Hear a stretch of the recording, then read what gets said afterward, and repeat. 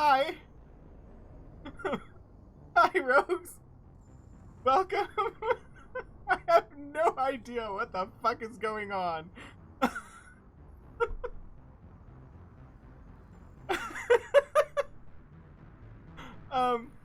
I was sitting here getting ready to push the button and switch to chatting, and all of a sudden both of my screens went black.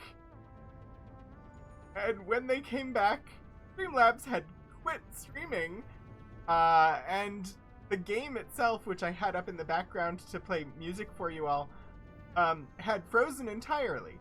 So, no clue.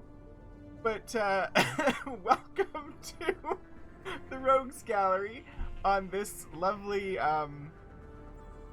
Halloween. It's Halloween!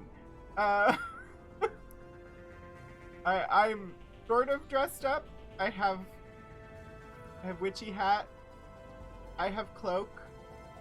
I have things, and I see Disco Thulu in the chat. Woo! Let me say hello to people. Hello, Lord Portico and Mobius Tempest. I am Puddleglum. Hi. To see you all. Yeah, today is Sunday, but it's also Halloween. And yeah, that's all I got. It's Sunday and it's Halloween. I didn't do anything special for Halloween, although I have this costume-ish thing and I have another costume-ish thing that I may switch to later. But after my game today, we'll be heading over as normal to GaryCon Live for the Gax Pack, and it is their season finale. So I'm excited for that. What else is going on? Actually, what else is going on? I don't know. Has everybody seen the beginning of Star Trek Prodigy? I did. The end of summertime today in the UK has messed up your schedule. So I won't give any spoilers then, since not everybody has seen it. It is definitely worth a watch. I know it's like branded as Nickelodeon and it's rated for ages 7 and up, so it's supposed to be like a cartoon. But I would say it has very vibe-wise, it is very Clone Wars or The Bad Batch. It felt a lot like one of those. It felt a lot like a Star Wars cartoon for most of the episode. Oh, it's not on anything there. Yeah, it's only on Paramount Plus here, so yeah, that is true. Avatar was for kids, but this honestly feels more broadly aimed than even Avatar was. Honestly, it felt a lot like the Clone Wars or the Bad Batch. I have lots of thoughts on region locking since I like to listen to Broadway musicals in Netherlands, and it's often hard for me to get them here. I don't speak Netherlands. I just have discovered that their soundtracks for Broadway musicals are fun and wonderful to listen to. So good morning, Geekouts! Happy Halloween to you. So yeah, I've got on lovely hat, I've got on lovely cloak. As rages on region locking. British comedy panel shows, so usually it's just you watching them when someone uploads them to YouTube before YouTube takes them down. Yeah, it's frustrating. And the same thing happens with books. Like, it's not just audio video media that is region locked. There are printed books that are not available in certain countries. So actual like printed works that you just can't buy here if they were printed in Australia or in the UK, and vice versa. There are sometimes US books that are just not available elsewhere in the world, and it's like, why? I get that there's shipping costs involved, but if you've got a market for it, why would you not want to sell it? I don't understand. I really just don't understand that. I want to give them money for shows, yeah. IP system. Ripsid.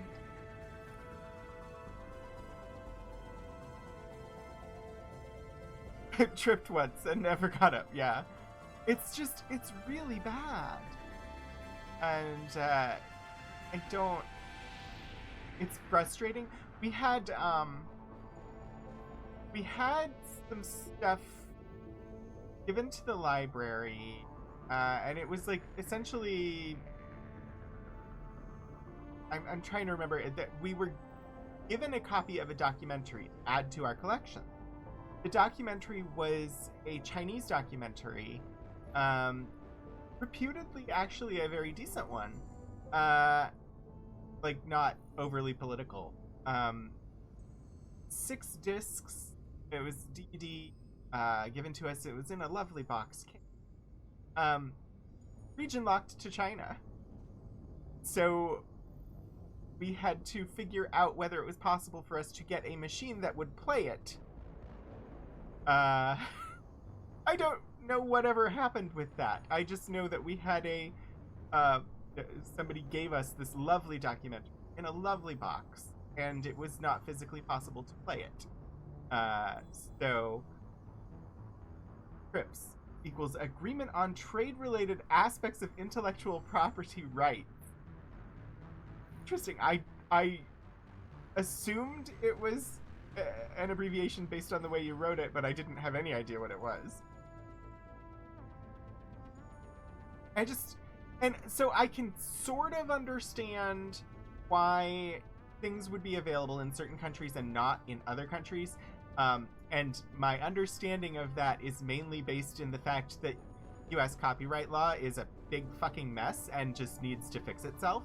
And where things are in the public domain outside the US, but are still under copyright protection within the US, I could see why they wouldn't want to let things cross borders then.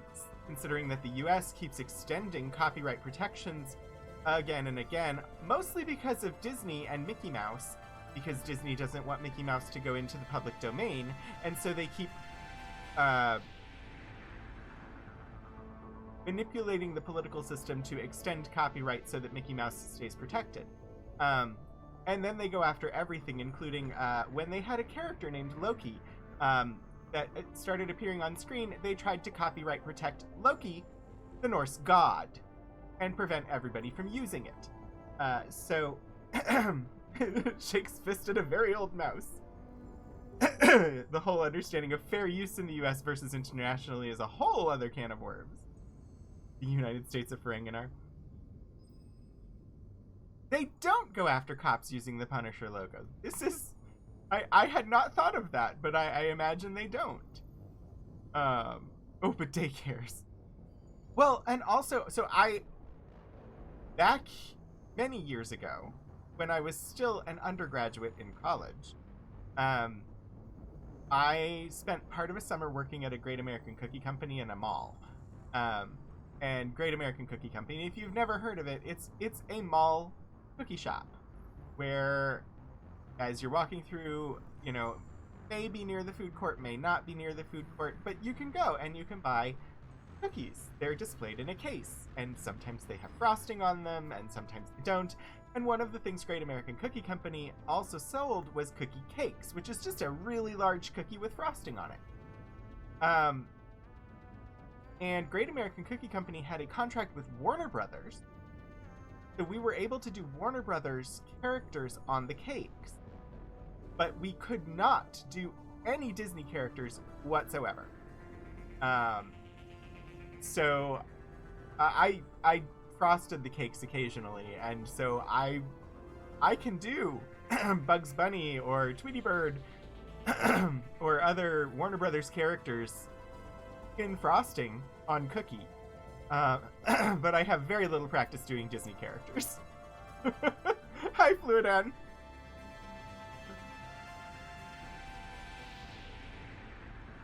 But then, I mean, things like that, like having a contract with one of the companies and not the other, I understand, sort of, because I understand the capitalist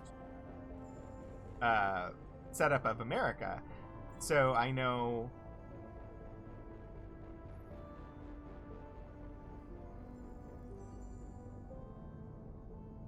Can you all hear the game music?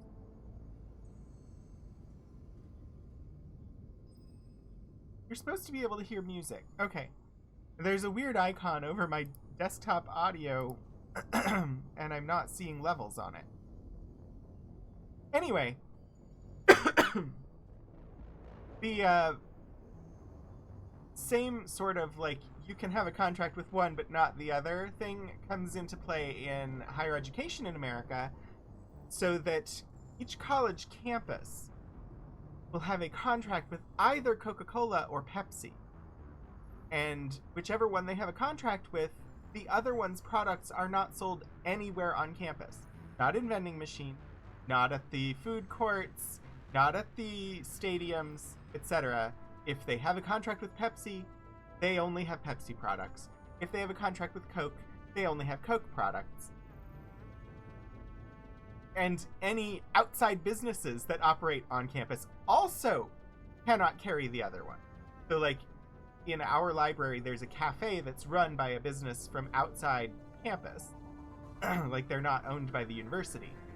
But because the campus has a contract with the Coca-Cola company, they can't carry Pepsi product. Which is absolutely, utterly ridiculous. To have a limit. I agree, but that is the types of contracts that higher education institutions sign with these companies, and it's mainly due to the massive amounts of money made on college sports.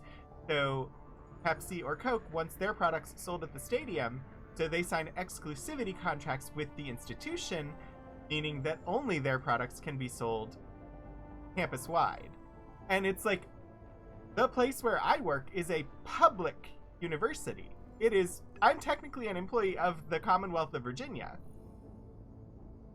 So it is a contract with the Commonwealth of Virginia that says no Pepsi products on campus at Virginia Tech. Oh, no, God. Textbooks are a whole other racket. So is research. Major companies, EBSCO, as well as,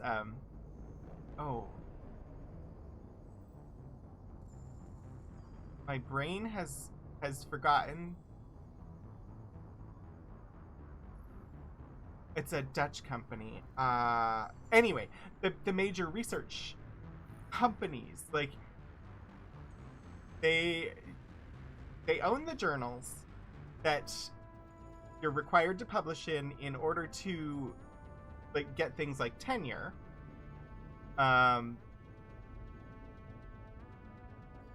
They have people peer review the articles for them for free, because that's service that you have to do to get tenure. Authors write articles that they need to get published in those journals. So the writing is also for free to the large company that owns all these journals. The author signs away their rights as part of getting it published in the journal. But the journal is behind a paywall that the institution where the author and peer reviewers work, that institution pays for access to the journal. So the company gets free labor from the author, free labor from the reviewers, charges the institution where they work so that people at that institution can have access to the product of their work. It's a whole racket, and it's horrible. And it's owned by basically three large, very monopolistic companies. highest paid state employee in Texas was head football coach. That makes sense. Evaluating and purchasing textbooks when you're a first-year teacher, teaching as a one-person math department for them. Yeah, textbooks are stupidly expensive. Teaching, professing economic exploitation and publications. So ultimately, what ends up happening is the institution where the employees work ends up ultimately paying 3 or 4 times for the product of their employees' work, because they pay the employee who is doing the research and writing to get published. They pay the peer reviewers who are doing free work for the publishing company. They pay for access to the journal, which is the 3rd time they've paid for that research, essentially. Sometimes they pay to actually do the research. So it's bad.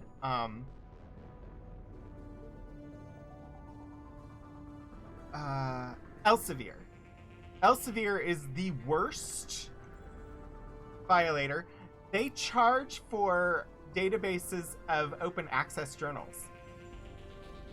They have open access journals that they charge you for access to, that they bundle with other non-open access journals so that you have to pay for them, but they charge more for the overall bundle because it includes those open access journals. This is why the University of California system dropped their contract with Elsevier a couple of years ago. Elsevier, one of the biggest academic publishing companies, and the University of California system said, sorry, we just can't afford it anymore. We're not going to pay for access to these journals anymore. And honestly, it's not surprising that somebody finally did that, because Elsevier has been upping the cost of access to their products by $1 to $2 million a year. Library costs for access to those journals have gone up millions of dollars a year. And it's ridiculous. Screams at me saying the cursed word. I don't know what Pearson is like in higher education world, but they're pretty much evil in the K through 12 world. Yeah, I don't know much about Pearson for higher ed. Honestly, most of what I know about Pearson, I don't know much about Pearson. I used to work at ACT. And when I worked at ACT, about half of our employees did part-time work over at Pearson, scoring standardized tests for them as well. I never actually did, but they had to bring in humans to score the essay portions of their tests. So they would be given a rubric and have to go through and score the essay portions of standardized tests. What's funny is nobody that I actually worked with at ACT had anything to do with standardized tests at ACT. Because we worked on a contract that ACT had for the NCAA.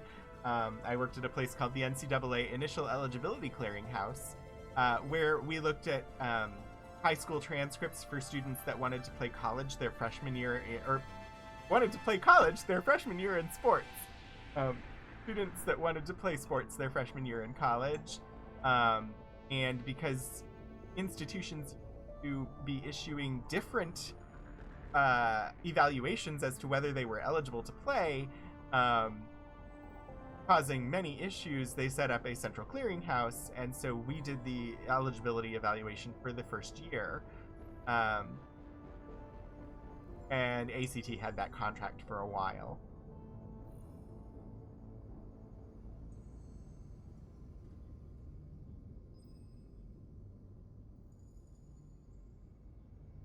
Yeah. We make the tests. We also publish the textbooks. Yeah, I mean, it's all a racket. Anyway, I think the loading screen is probably done, and I should probably switch us over to the actual gameplay, since the loading screen is finished. It's been a really long loading screen this morning.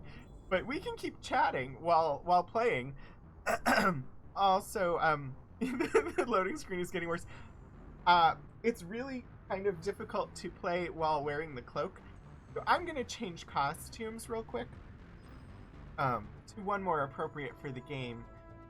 The game that is surprisingly appropriate for stream today, considering that we learned last week our protagonist is undead.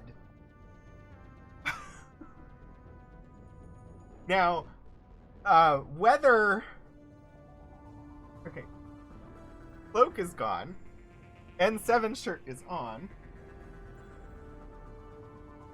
I have a different hat to wear, too. Undead Cyborg! Yeah!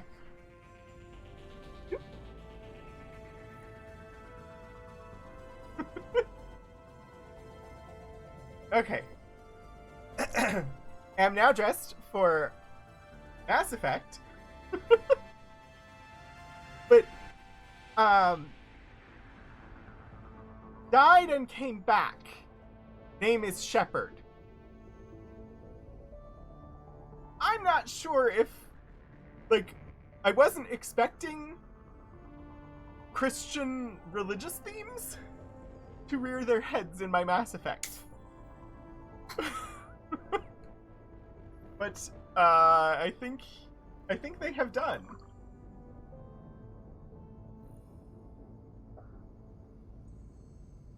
Anyway, I like the SR2 hat. It was hard to get.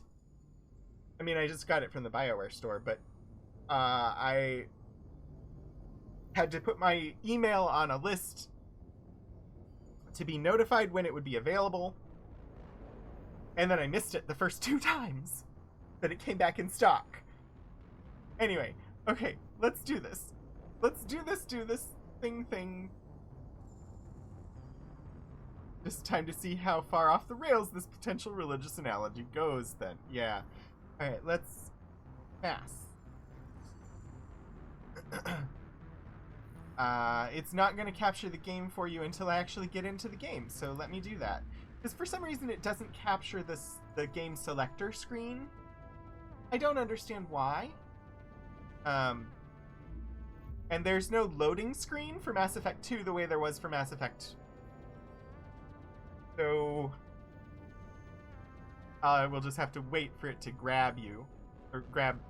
I will wait for it to grab the game once it loads up. Probably a different EXE. I just don't understand why it doesn't capture the one. It's just weird to me that it doesn't. Wow. Was it always this zoomed in? Anyway, I don't know what we're doing. You know, Freedom's Progress. All the colonists of Freedom's Progress have mysteriously vanished. The elusive man. Oh yeah, evil President Bartlett would like a team to investigate the disturbances. Awesome. Down a little. Oh, you can't see the 7 on me, but that's fine. Cracks you up that he's called Tim? Why is that funny? I'm not sure I understand. But I would very much appreciate having it explained.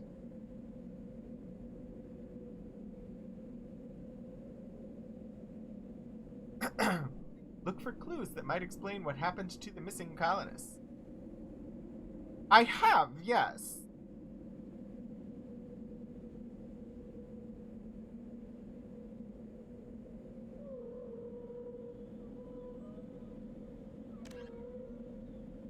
Him is the enchanter. There's some... Yeah, okay, gotcha.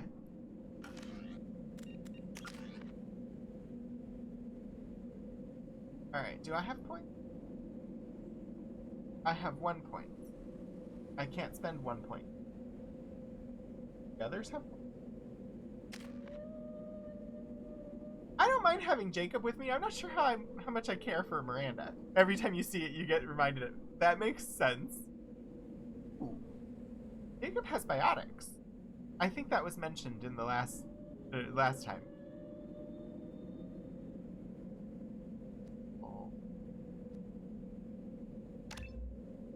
Incendiary ammo, sure. Cerberus operative.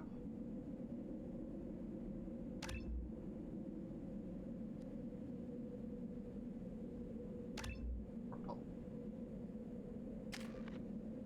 Alright. I don't know how to feel about you.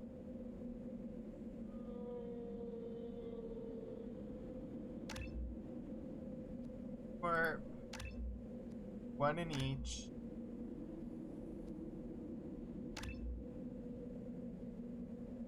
Aiden, this isn't what it looks like. Miranda saved my life. Yeah, like, take me to Caden. Who are these new people? I don't want these new people. Take me to the people that I care about. Alright.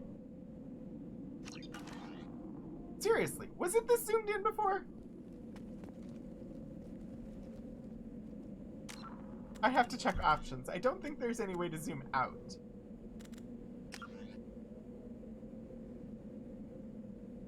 Generic monitor.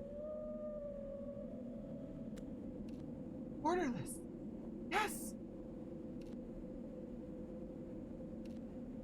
Did I not already have that selected? How did I not already have that selected?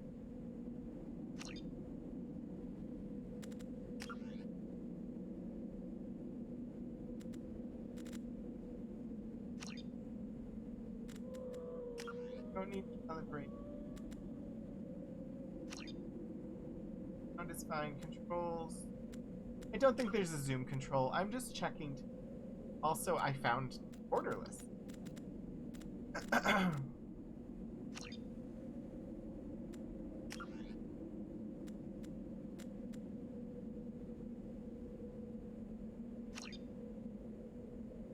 Oh, it's under key bindings where I might find it. On your Mass Effect 2, it was Garrison Tally.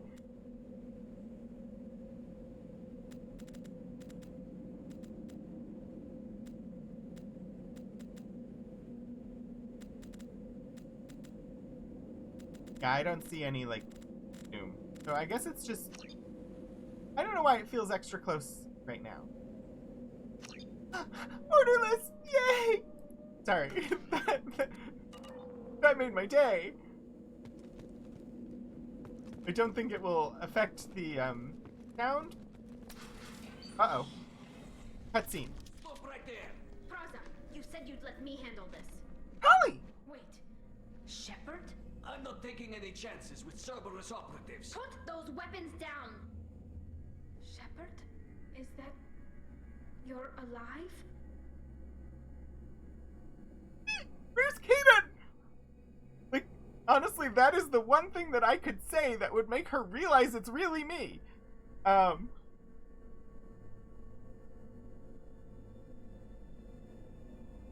Cerberus rebuilt me, Tally. In return, they asked me to investigate these attacks on human colonies. You'll pardon us for not taking you at your word, Cerberus. We're well within our rights to investigate attacks on a human colony. I'd like to know what the Quarians are doing here. Weapons down, Praza. Whatever's going on here, I don't think we need another fight. One of our people was here on pilgrimage. His name was Vitor. We came to find him.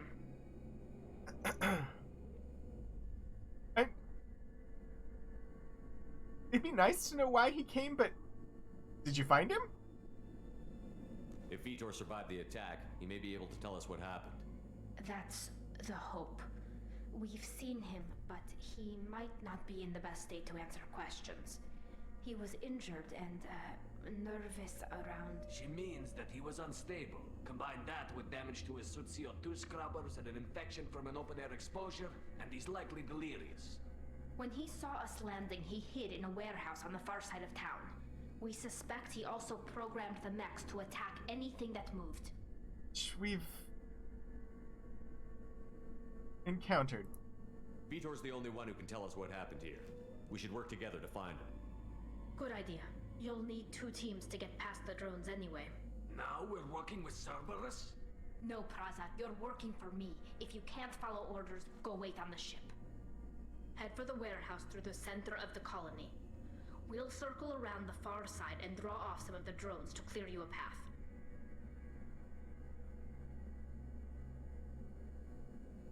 I have to ask the question for the more information, but I'm not too fond of Cerberus myself. Your people really don't like Cerberus. What did I miss? They killed our people, infiltrated our flotilla, and tried to blow up one of our ships. Why did they do that? That's not how I'd have explained it exactly. It was nothing personal. We can argue over who killed who later. Right now, we've got a job to do. Agreed. We work together to get to Vitor.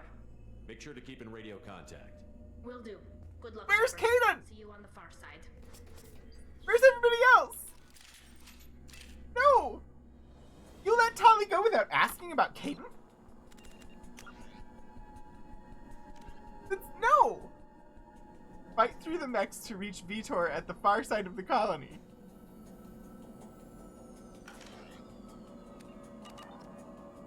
But... And I didn't get to ask about Caden!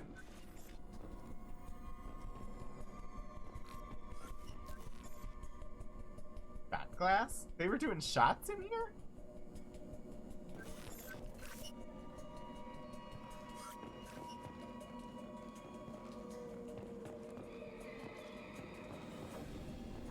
Be careful, Shepard. There's a squad of security drones up ahead. Thanks for the warning. We'll take care of them.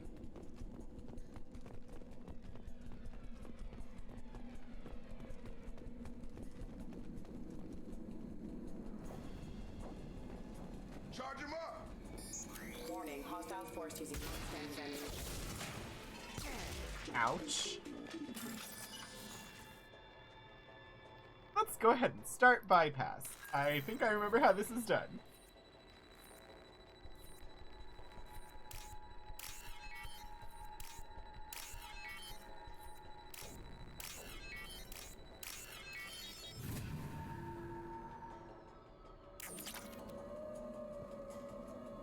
He gave me money.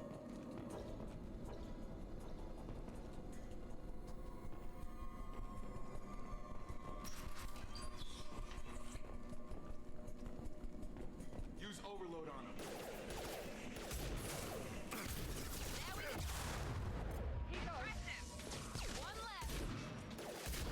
Ouch. I forgot how to take cover.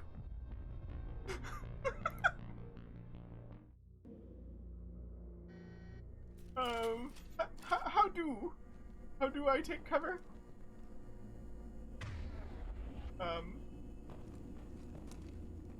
What is control? Options, key binding. Space or shift? Cover. This is my shift.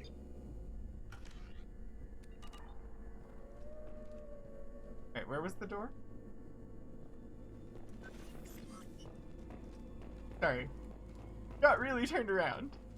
Be careful, Shepard. There's a squad of security drones up ahead. Thanks for the warning. We'll take care of them. They see you, Shepard. Here goes. Get me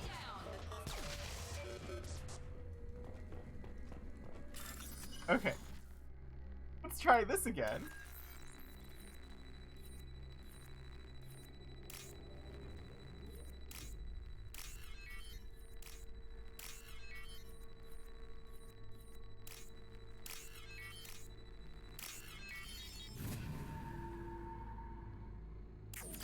Okay. I've done that. Let's quick save. I saved! Aren't you proud of me? Use overload on him.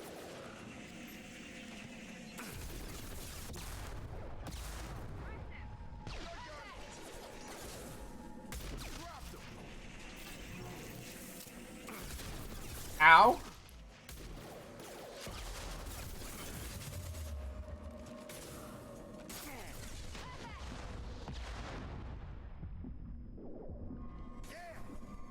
Dropped him. Shepard, Praza and his squad rushed on ahead. I told them to wait, but they wouldn't listen. They want to find Vitor and take him away before you get here. We should have expected this. Come on. We can still catch them. How?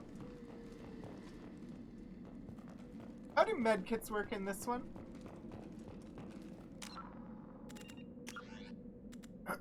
In the last game, it was Metagel, and it was the letter V. Use it. Is there such?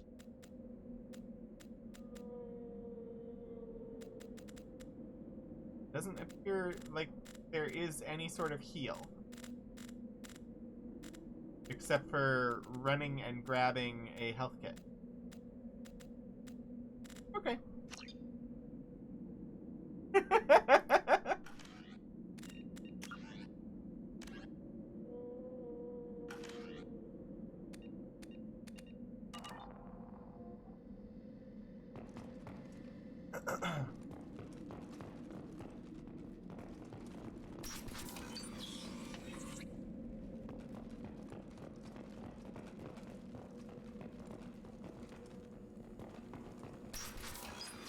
Oh jeez, it auto-saved. That's not a good sign.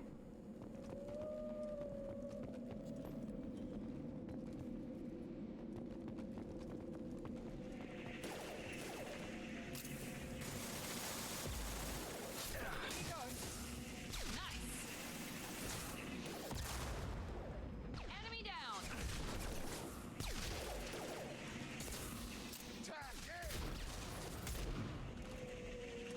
What am I using? Enemy down. Alright, Shepard. We are inside the loading docks. Vitor reprogrammed the heavy mech. It's tearing Plaza's squad apart. They did want to get to Vitor first. Get your squad into cover and I'll open the loading bay doors. We'll take cover by the doors. Shepard, you take point. Oh, I hate... Oh, just do it. I don't want to give you orders. Heading to cover. Take point, Shepard. We'll cover the door. That was a thing in Andromeda, and I literally never used it.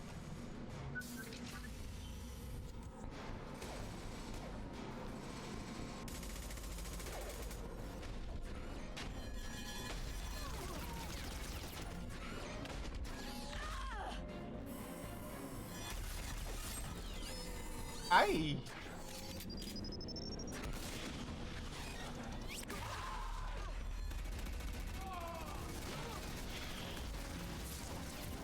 That mech's got heavy armor plating. Kill it! Those Quarians never stood a chance. Well, This is going to be one tough son of a bitch to take down. we gotta kill it before it kills Tali.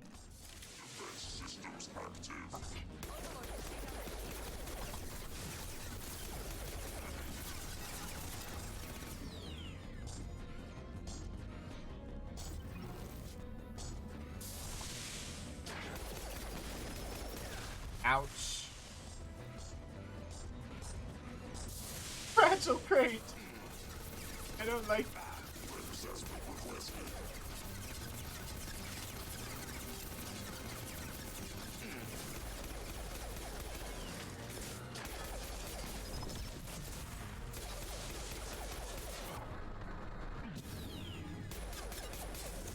Run! Run, run, run, run, run!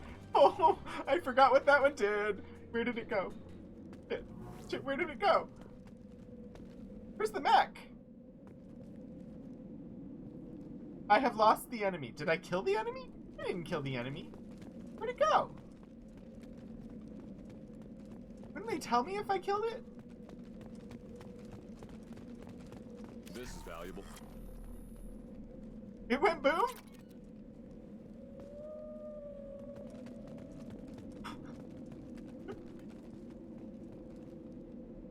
Hey, where am I going now? Where was I? I'm so confused. Okay.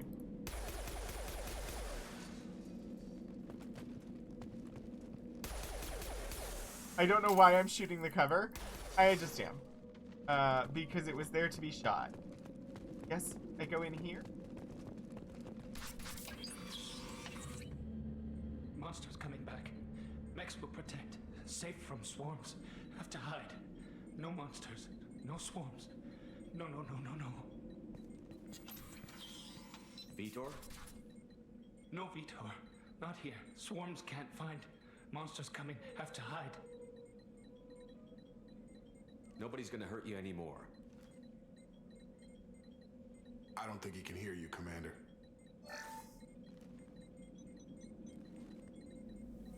Have to hide. Have to hide. Mechs will protect. Swarms coming. Storm. I took the Paragon action.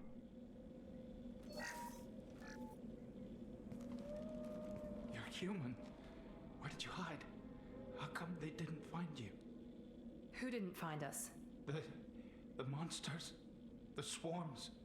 They took everyone.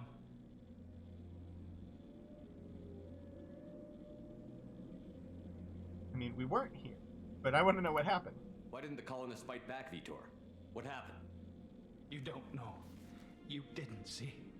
But I see everything.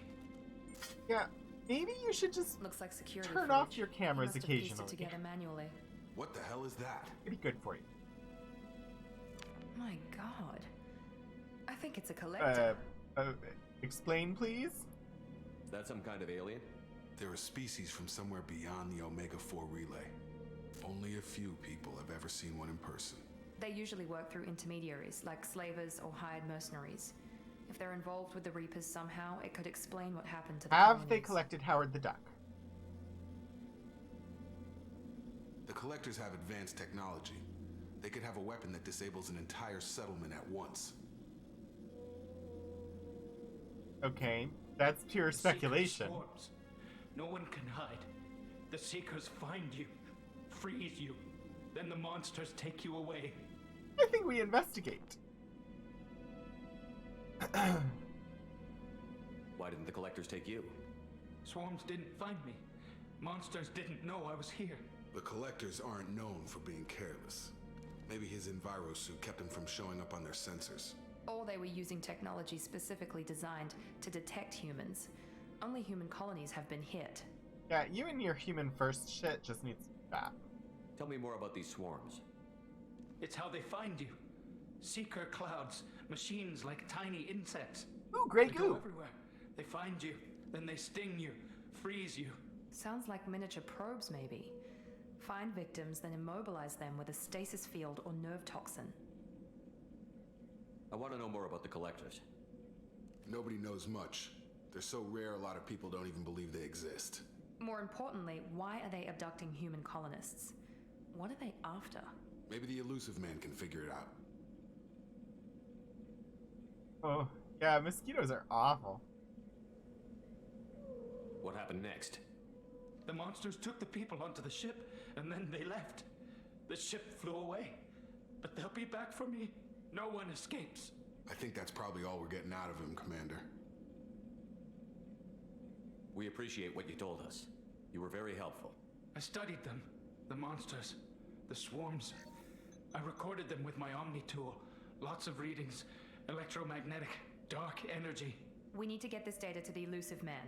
Grab the Quarian and call the shuttle to come pick us up. What? Tali. Vitor is injured. He needs treatment, not an interrogation. We won't hurt him. We just need to see if he knows anything else. He'll be returned unharmed. Your people tried to betray us once already. If we give him to you, we'll never get the intel we need. Trust Raza was an idiot, Tali and more. he and his men paid for it. You're welcome to take Vitor's Omnitool data, but please, just let me take him. Ah! No, I want to join Tali. I don't want Tali to join me. Because I don't want to be working with Cerberus. Fuck.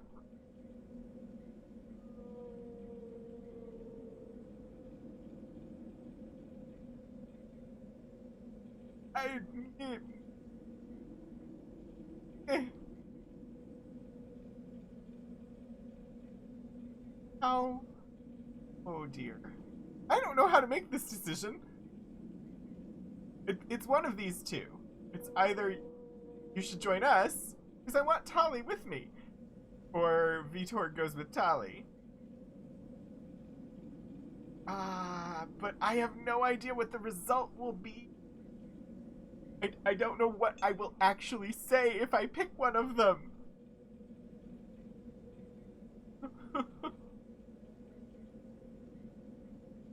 Mobius Tempest. Did I see? Were you here at the beginning? I can't remember who was here at the beginning, but I'm feeling like I didn't say hi to you before, so hi. Oh, golly gosh.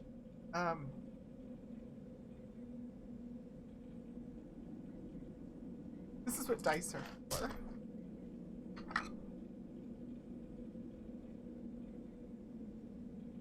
Hopefully they will tell me what to do. 54. 1 and 2, you should join us. 3 and 4, Vitor goes with Tali.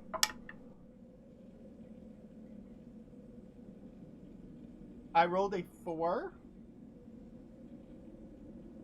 on my lovely little cube, or not a cube, it's a pyramid. Oh my gosh. Brain on my lovely little geometric math rock. 4 says I should go with this one. He's traumatized and he needs medical care.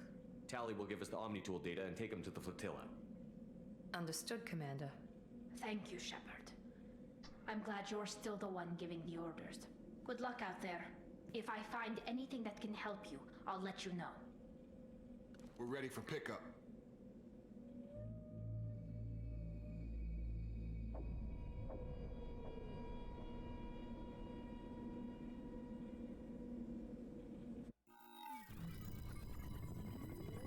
Remember who's in command. Shepard, good work on Freedom's progress. Yeah. The Quarians forwarded their findings from Vitor's debriefing. No new data, but it's a surprising olive branch given our history. You and I have different methods, but I can't argue with your results. Number cube.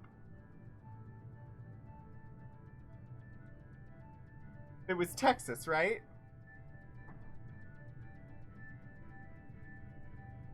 Sorry, I can see many reasons why religious conservatives would be upset at the reference to dice in any way, shape, or form. So calling it a number cube avoids calling it dice.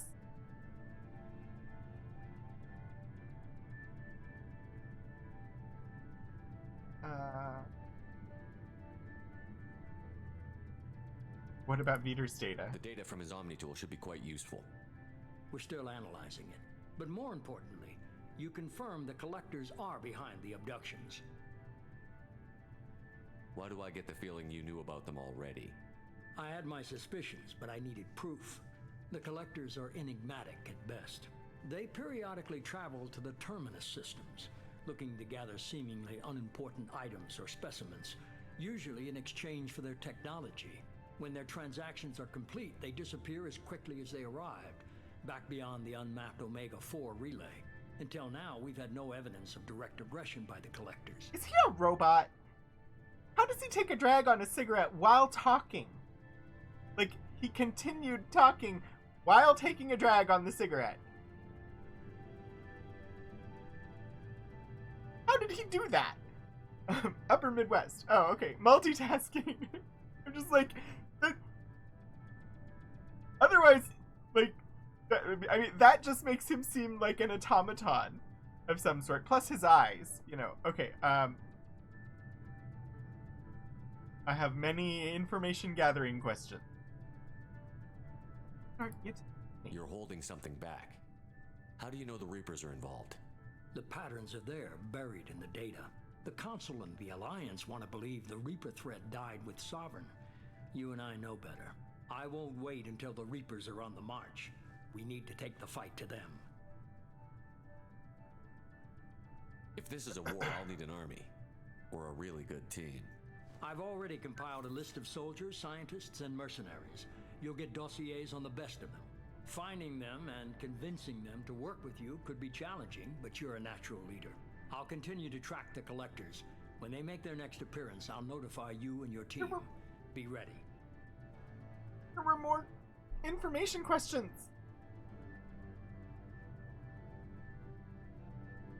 Keep your list. I want people I trust. The ones who helped me stop Saren and the Geth. That was 2 years ago, Commander. Most of them have moved on, or their allegiances have changed. Where's Caden Olenko? He's still with the Alliance. Promoted. Hey, he got promoted. Surprisingly well classified. I want him on my team. What about Tali? She already helped us on Freedom's Progress. That was unexpected. I need more intel before I'll commit to that. Where's Erdnot Rex? He returned to Tuchanka, and he hasn't gone off-world in over a year. He's trying to unite the Krogan clans. Where's Garrus Vakarian? The Turian disappeared a few months after you were declared dead. Even we haven't been able to locate Good her. for him. Where's Liara Tassoni? She's on Ilium. My Again? sources say that she's working for the Shadow Broker. If so, she can't be trusted. Okay, I get it. They're not available. You're a leader, Shepard. You'll get who you need. I'm still a Spectre. Maybe I can get the Council to help us out. If you think you can convince them, by all means. Just remember, you've been gone a long time. Things have changed. You worry about the Collectors. I'll make sure my team's ready. Good. 2 things before you go. First, head to Omega and find Mordin Solus. He's a brilliant Solarian scientist. Our intelligence suggests he may know how to counteract the Collector's paralyzing Seeker swarms. Sounds good. What else? I found a pilot I think you might like. I hear he's one of the best. Someone you can trust. Okay. Hey, Commander. Just like old times, huh? I can't believe it's you, Joker. Look who's talking. I saw you get spaced. Got lucky, with a lot of strings attached. How'd you get here? It all fell apart without you, Commander. Everything you stirred up, the Council just wanted it gone. The team was broken up, record sealed, and I was grounded. The Alliance took away the one thing that mattered to me. Hell yeah, I joined Cerberus. You really trust the Elusive Man? Joker. Wow, Why did trust you anyone join who makes more than I do. Cerberus? No. But they aren't all bad. Saved your life, let me fly, and there's this. They only told me last night. I picked an appropriate day to put this hat on for the first time.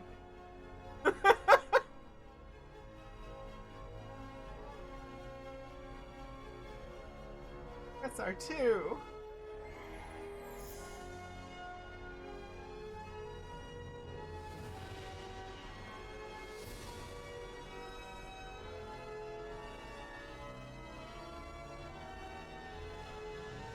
It's good to be home, huh, Commander? I guess we'll have to give her a name.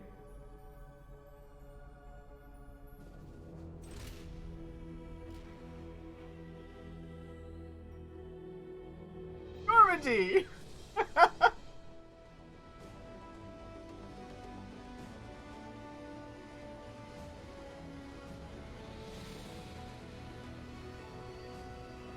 You got a new ship!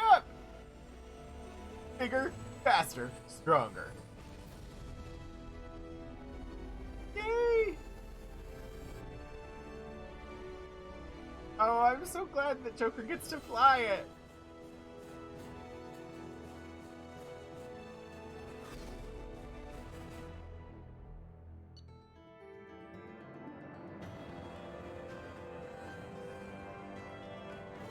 Alright.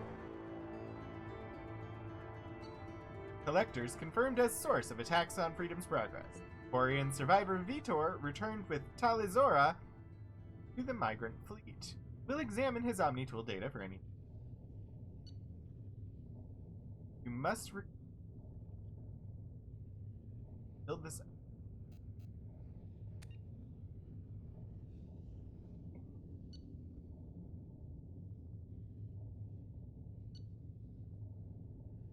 I still don't really understand the mission summaries, but sure. I forgot we chose the 80s action hero outfit.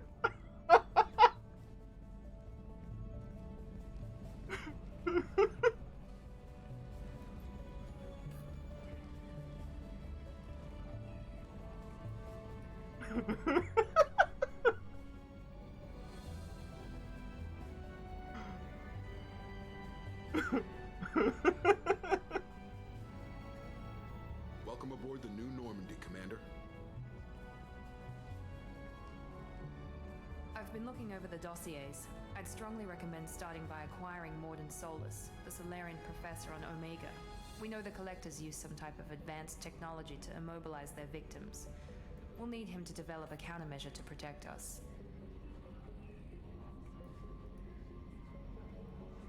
Okay. Without that countermeasure, we'll be helpless if we ever run into the Collectors.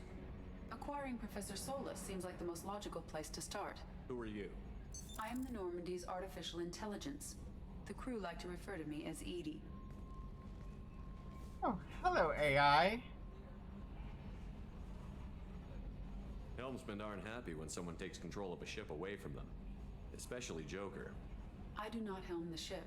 Mr. Moreau's talents will not go to waste. During combat, I operate the electronic warfare and cyber warfare suites. Beyond that, I cannot interface with the ship's systems. I observe and offer analysis and advice.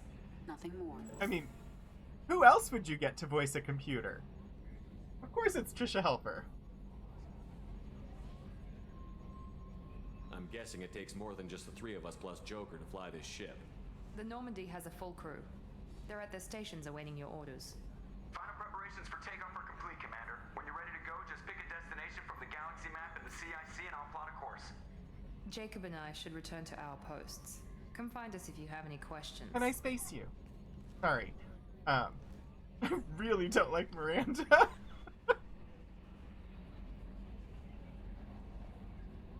Yeah, I get it. Ooh, private terminal. Status updates on your...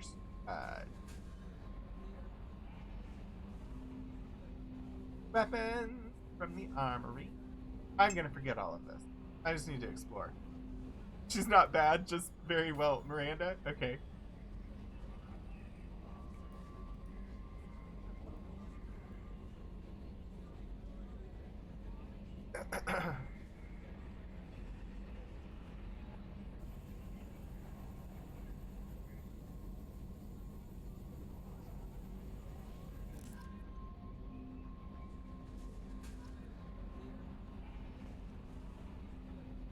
Okay, assemble a team.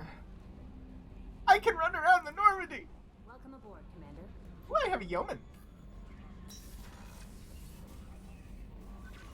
Waiting for these updates to process. Well, I mean, this AI is not in my head. What's this area of the ship? This is the Combat Information Center. Here, the crew receives sensor data and coordinates gunnery and damage control efforts. While Normandy is flown from the bridge, during combat, the commanding officer issues orders from the CIC.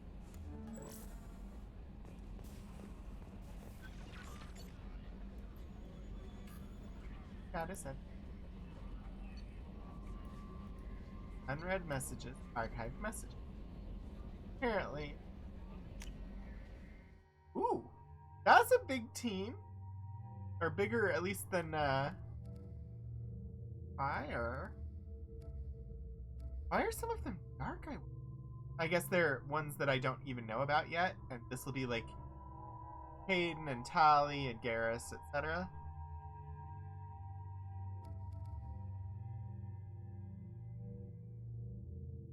What? I can change how she looks. Honestly, that's better. A couple are from the DLC.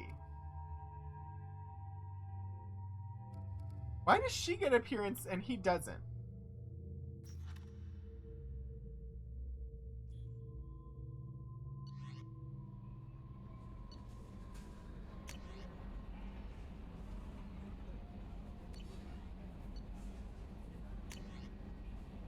Again, DLC. I mean, but wouldn't all the DLC be included in the Legendary Edition?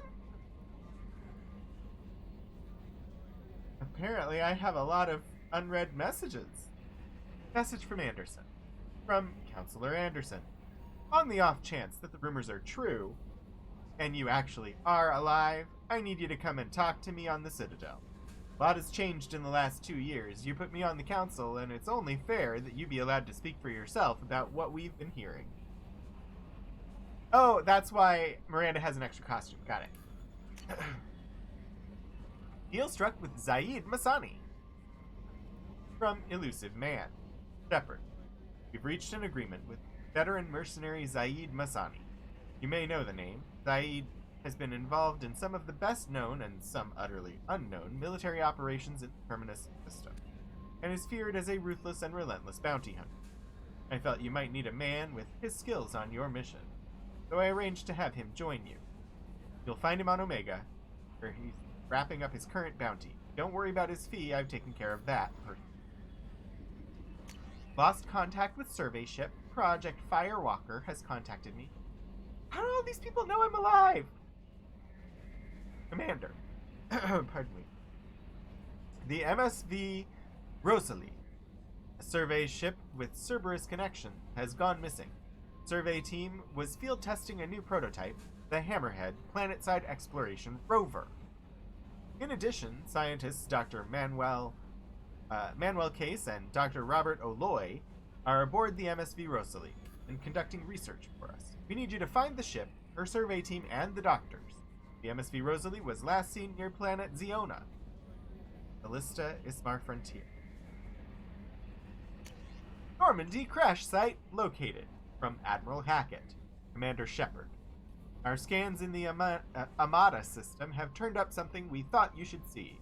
Final location of the wreckage of the SSV Normandy. We thought this news might be important to you, but we also have an ulterior motive. The Alliance would like to honor the Normandy with a monument, be built on the site of the ship's final resting place.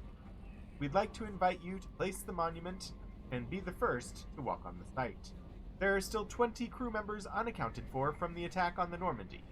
Find any signs of these lost crewmen? We ask that you report to the Alliance so that those heroes' families might find some closure. Godspeed to you. Econ Hood from Elusive Man. Shepard. It occurred to our armor technician that you may not want to show your face. Go. They sent by a hood that Cerberus issued to its covert operative. It has additional microframe functions that you may like. The hood is in your quarters. So far, this is feeling like a bit more like Andromeda, with I have a message terminal that's giving me missions to do. From Elusive Man. Shepard. One of our cells just went off the grid without explanation. Project Overlord has been experimenting with highly volatile technology, and I need you to investigate. Their work is extremely compartmentalized, enough that I can't divulge operational details over this channel. You'll find them on the planet Aite Typhon system in the Phoenix Massing Cluster. Please use care in this matter. Arc Projector. From Elusive Man. Shepard. We recently had an incident involving the Geth at one of our outposts in Skillian Verge. Don't worry, I'm not sending you off to chase anything down. Our operatives waged a highly successful battle against a Geth scouting party and credited their success to a new advanced electrical attack device that we finally let them take out of the lab. Since their unit is being reassigned for some rest and relaxation, I thought you should take custody of the weapon in the meantime. The weapon is called an Arc Projector. I sent it to the Normandy's armory so that you can examine it for yourself and use it if you deem it worthy. Gone through plenty of tests that indicated Overload's kinetic barriers, synthetic enemies particularly well, but laboratory demonstrations are a poor substitute for actual field reports. We know it works. Now we want to see what it can do in the right hands. If all goes well, we'll use your tactics to train other operatives. Rendezvous with Kasumi Goto. From Elusive Man. Boy, he really had a lot of messages for me. Shepard. At great cost and effort, we have tracked down the master thief Kasumi Goto and convinced her to work with you. Very few people have ever heard of her, and fewer can claim to have seen her in person. She is unequaled at stealth and infiltration, and her skills will prove invaluable to her mission if she doesn't steal the Normandy out and running. Travel to the Zakera ward on the Citadel. There you will find a special ad terminal that differs from the unit. Input the password Silence Golden. Begin the rendezvous. Ascension Financial Services. Your account. From Scanwick Dobbs, banking agent, Ascension Financial Services, Earth. Hello, Commander Shepard. Thank you for submitting your updated medical documentation. Your status has been changed from deceased to alive. After deducting modest administration fees for closing the file, the subsequent change in status, and the reactivation of your account, you have a remaining balance of 100,000 credits. Thank you for banking with Ascension Financial Services. We look forward to working with you. Are you protecting your greatest assets? We will find the best life insurance rates and coverage to fit your need. Reply for a free quote today. They literally had a form letter for somebody coming back from the dead. They're on top of things. Alright. Archived messages. Okay, got it. Those are the ones that I just read.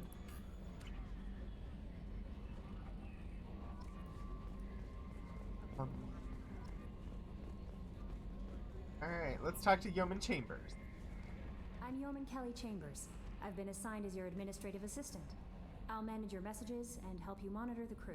And I must say, it's such an honor to work under you, Commander Shepard. Okay. I'm glad to have you on the team, Miss Chambers. Please, call me Kelly.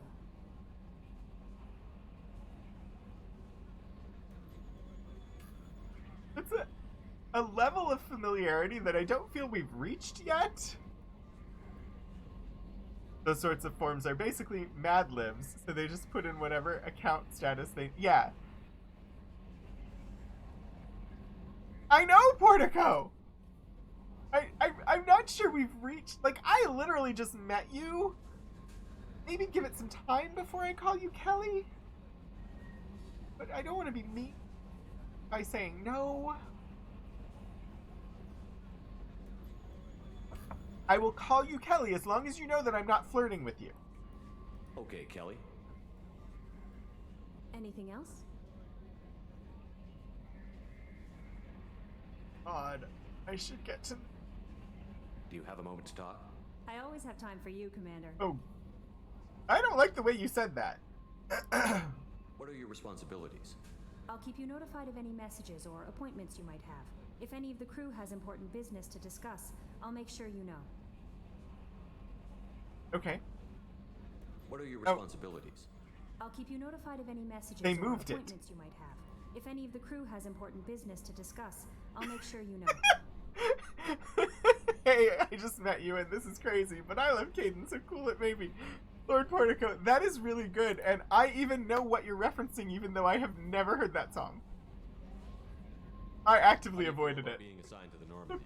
I was handpicked by the Elusive Man to help fight the greatest threat known to humanity.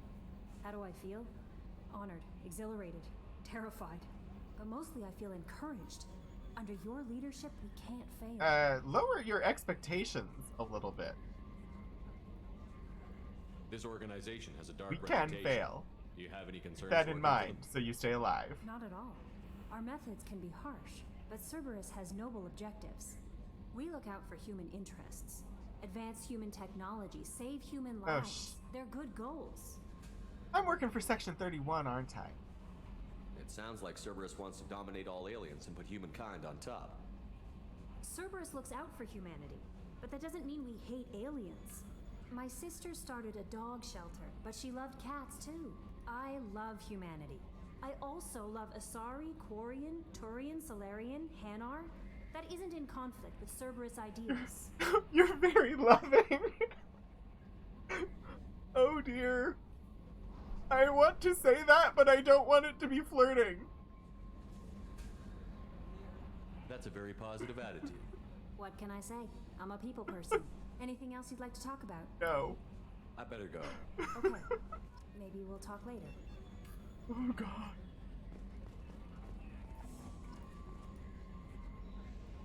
A scientist is required to use the technical laboratory.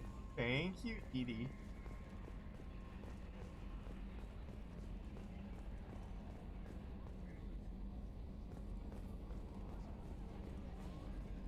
Nobody else in the CIC talked? Lucky. To be fair, this game does reward repeated talking. That's good, because the last game I I didn't get new things from talking to people more often. Adaptive interface. I need to talk to Joker. Light. EDI, we have a green light on that switchover? Yes, Shepard. Let's talk about you. I want to know more about you. Do you have a specific inquiry? Yes. I want to know everything. Give me a full data dump now. What do you do aboard the ship? I operate the ship's electronic and cyber warfare suites in combat. My reaction time is much faster than any organic. I collate the records of shipboard monitoring devices for the Elusive Man. I serve additional functions which are restricted at this time. Restricted functions? Like what? I do not know. Some of my databases are sealed. Okay. Some of my hardware is kept offline. That's a familiar mechanic. I assume that when certain unknown conditions are met, those functions will be released to me. Cyber warfare means things like viruses, right? In close-range ship-to-ship combat, I can sometimes break through the firewalls of an enemy's internal wireless network. Once I seize control of their systems, I can turn off gravity or air. I can disable weapons guidance or shields, or I can put their fusion plant in meltdown. On the defense, I manage Normandy's own suite of jammers, decoys, and internal firewalls. So far, she seems sort of like a Milky Way version of Sam. Seems really similar, just not in my head. Sounds incredibly useful. Why isn't there someone like that on every warship? An organic operator cannot react quickly enough to changing circumstances or perform the necessary multitasking. This is a role that can only be filled by an artificial intelligence. Unfortunately, we are suspect. Well, it might have something to do with how an AI almost destroyed galactic civilization, is putting it out there.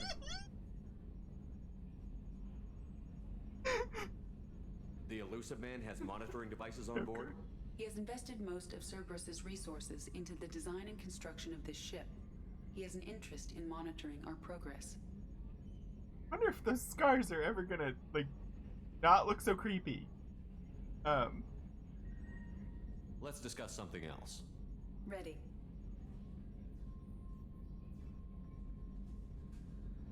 I want to know more about you. Asked everything? Do you have a specific inquiry? Ah, good Joker. How are you getting along with Joker? Mr. Moreau does not trust me. It offends him that I am installed aboard his ship's computers. Oh. Yeah, the last Normandy did just fine without an AI reminding me the airlock is ajar. Why are you named EDI? EDI is the phonetic pronunciation of EDI. That is an acronym for Enhanced Defense Intelligence. Where are you? My core intelligence is housed in a quantum blue box located behind the medical bay. Okay. Let's discuss something else. Ready. I want to know more about the people I'm working with. Much of that data is course. classified. Do you have a specific inquiry? How did Cerberus replicate the most advanced warship in the Alliance Navy without anyone knowing? I have a block that prevents me from answering that question. Yep. The ship has a blue box. A quantum blue box. What do you mean? Although I am less controlled than other AI, I am still subject to behavioral blocks and the physical isolation of my hardware. In this case, I am prevented from truthfully answering your question by Cerberus's levels of secret classification. Oh. That means she could lie.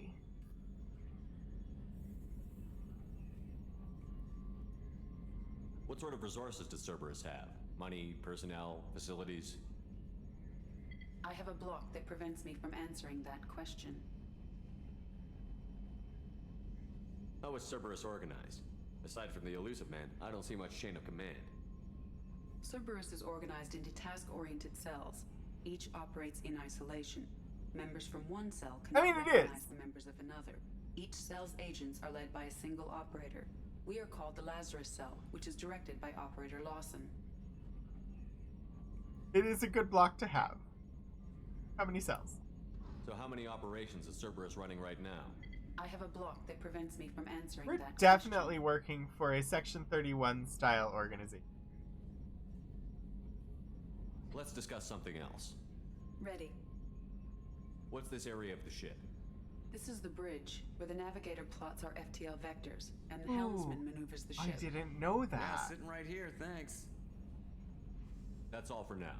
Logging you out, Shepard. I don't like her as much as Sam.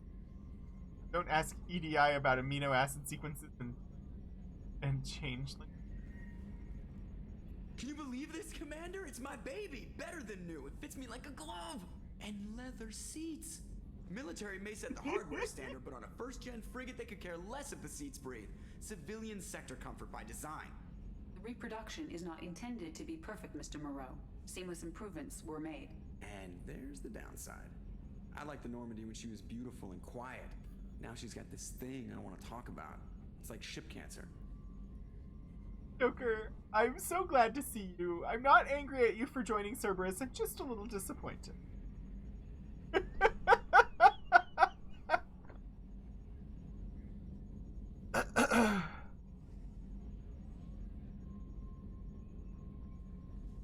Oh God. I don't trust them. We still need to move ahead, but it's all too convenient. Maybe you're right. I guess it's hard to argue when they install an AI to spy on us. We're staying though, right? I mean, the seat is real leather. Good to see you're keeping it all in perspective, Joker. Leather?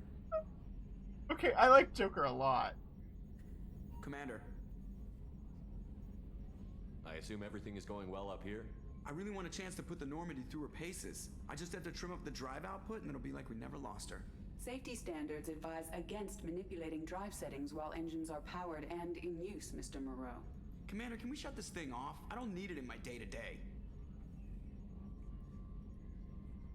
If you don't want to hear it, turn the damn sound off.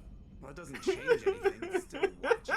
Like some creepy kid staring at the back of your head in comp side. You just want to punch Oh my him. gosh. He's special and he sets fires or something. Okay, a little too far there, but you know what I mean. Your problem. There's a story there. I'll remember this. So, how do you think we're doing? Well, the Normandy's not as ready as she could be. There's always more we could upgrade. And as for the crew, you'd have to ask a people person. A people person? I mean, Joker likes his leather. I don't particularly care for leather seats, but last, I would never say anything you against should. Miranda and expect to survive the reprisal. Jacob is way too nice a guy for the number of ways he knows how to kill people. It's just my opinion, though. There's really no need to go spreading it around. I like Joker. Ever think about the old Normandy and the trouble we got up to? Yeah, those seem like the good old days now, but come on, it was hell at the time. Geth, Saren, Sovereign, and then we got dumped. We're stuck in a weird place, sure, but back then it wasn't all sunshine and bunnies. Sunshine and bunnies. What happened to the rest of the old crew? I heard most survived. Almost did. Presley didn't. The rest of us just sort of drifted apart. The Alliance didn't care. I don't think they liked all the non-humans in your crew. We were your team, Commander. With the Normandy destroyed and you gone, there wasn't much keeping us together. Go. That's it for now. See you, Commander. Or anything new? Commander. Good old Dick. Ever think about the old Normandy and the trouble we got up to? Yeah, those seem like the good old days now, but That come was on, the it option we hell at the picked time. before, but I Geth, didn't recognize Saren, it, so Sovereign, and then I we had got to click it dumped. again.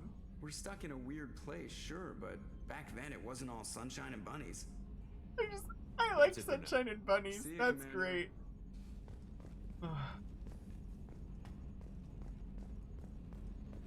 What's with all the carrots? What did they need such good eyesight for anyway? Sorry. I heard the word bunnies, which immediately goes to the Buffy the Vampire Slayer musical episode and Anya Jenkins.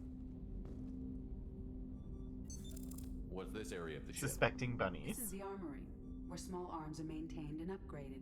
Using OmniTool, computer-aided design, and manufacturing, we have the capability to manufacture several new models. Ooh, weapons locker!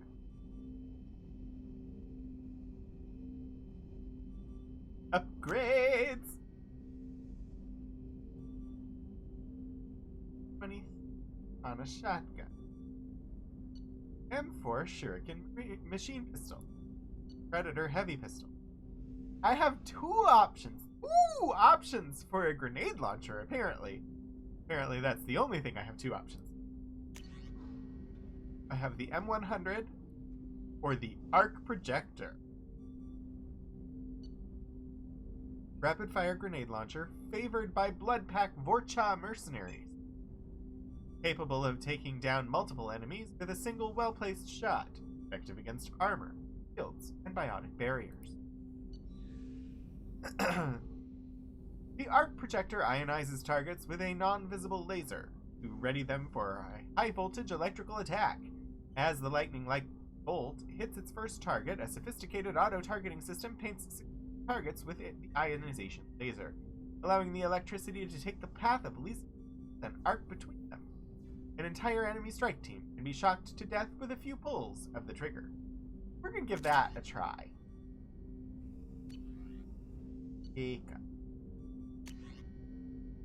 I have no option.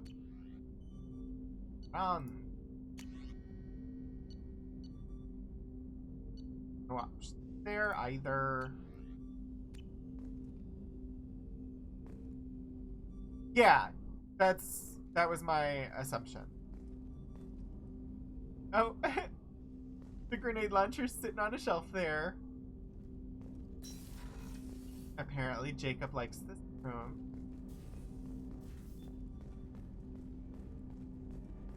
Round.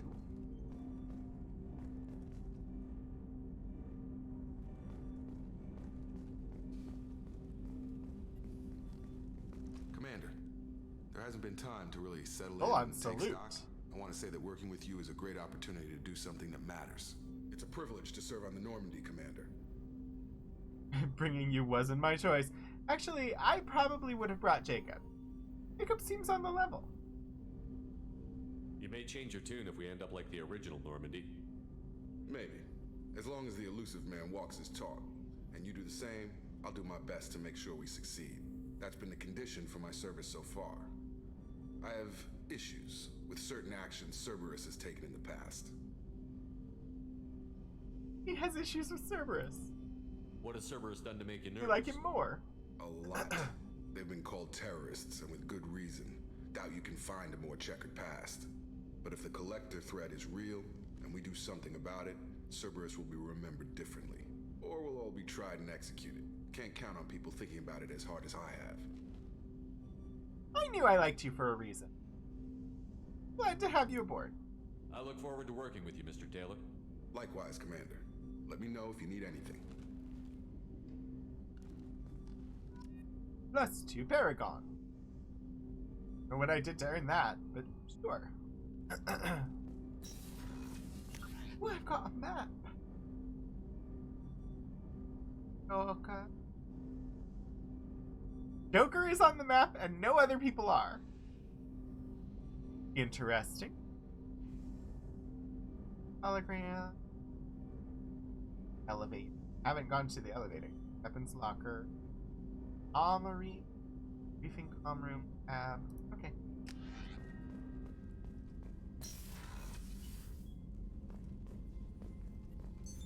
What's this area of the ship? This is the FTL communications room. In addition to interfacing with the FTL comm network, Normandy is fitted with a quantum entanglement communicator linked to the elusive man's office. This allows lag-free communication even when you operate off the comm grid. Why aren't these used everywhere? Each quantum pair costs nearly as much as a comm relay, and can pass only one quantum bit of data at a time. In addition to the cost and bandwidth issues, the system is strictly point-to-point. To contact 100 different worlds, we would need to manufacture and install 100 entangled pairs, one linked to each world. Which makes sense. I'll click on this, but I already understand it. I've never heard of a quantum entanglement communicator. How does it work? Essentially, 2 subatomic particles are created in an entangled state. One is installed here, and the other in the elusive man's office. When one particle occupies a given quantum state, its entangled partner will always enter the opposite state. no matter the distance between them. If we alter the state of our particle, that alters the state of the elusive man's. This allows us to send data in the form of quantum bits. Why aren't these used everywhere? Each quantum Apparently, pair I was costs supposed to nearly select as them much in as this a order. comm relay, and can pass only one quantum bit of data at a time. Oh yeah, Mobius. In Yeah, addition this to is the cost definitely and issues, the system is theoretically strictly possible. point to I don't know point. if we've To successfully contact 100 created different worlds, we would need to manufacture and install 100 entangled pairs. entangled pairs One in to this each world. way, or if we've been able to manipulate one reliably. I'm not sure, but the theory of, like, this is essentially the foundation of a lot of the theories behind quantum computing. Science near nonfiction. Yes, it is just bare steps ahead of where we currently are technologically. That's all for now. Logging you out, Shepard.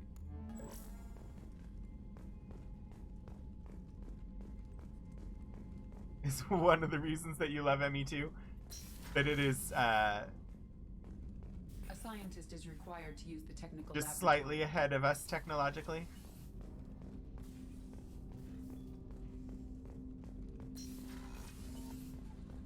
Okay, I guess elevator time? Commander, you've received a new message at your private terminal. Thank you. Sorry, Yeoman, I forgot your name already, Yeoman. Kelly! It just says Kelly. I really wish I knew your name. I'm just gonna end up calling her Yeoman Shanto all the time now. There's no new messages.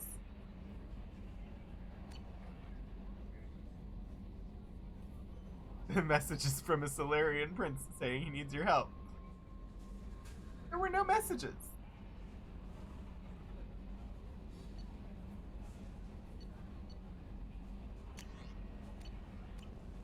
You lied to me. Okay. Let's go to the captain's cabin. It's a bug. Well, if she does that, then I can't call her Yeoman Shanto anymore, because Yeoman Shanto was reliable. Why are you in my room? This is the commanding officer's quarters. It's larger than the quarters of other warships I've served on. This is a Cerberus vessel, not an Alliance warship. Accommodations have been made for personal taste. That said, this space is directly under the exterior pressure hull.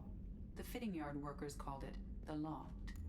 Meaning, one of the first places to take damage if we get into a fight. It's an empty fish tank. I'm gonna need to get some fish.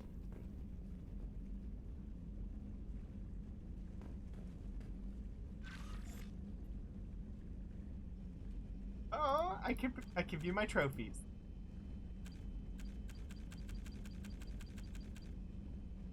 Cool. I can access the messages from here. That's good. Hopefully I get to put things on the shelves as we go along. Hopefully they're little models of ships.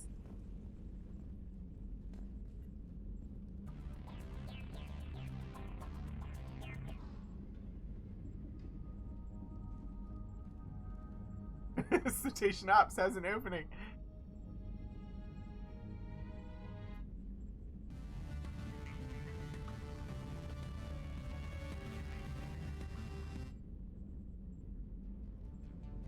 Cool. Still can't get in the bed, which honestly not surprising since I couldn't get in the bed in Andromeda, and Andromeda came out after this. Once I'd like to be able to have Commander Shepard actually sit down. Just once. And we're good with our appearance. Hades action hero suits him just fine.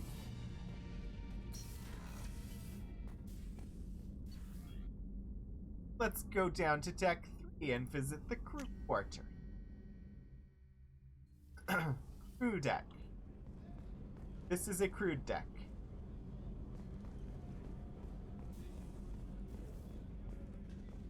Hello? Hello? Hello? Welcome aboard the brand new ship that they built for me. Chef surprise again? Come on, Rupert. I'm sorry, Princess. Filet mignon and caviar coming right up. Let me just get out my doily. Filet mignon and caviar sounds really good. I'll take one. Mr. Gardner.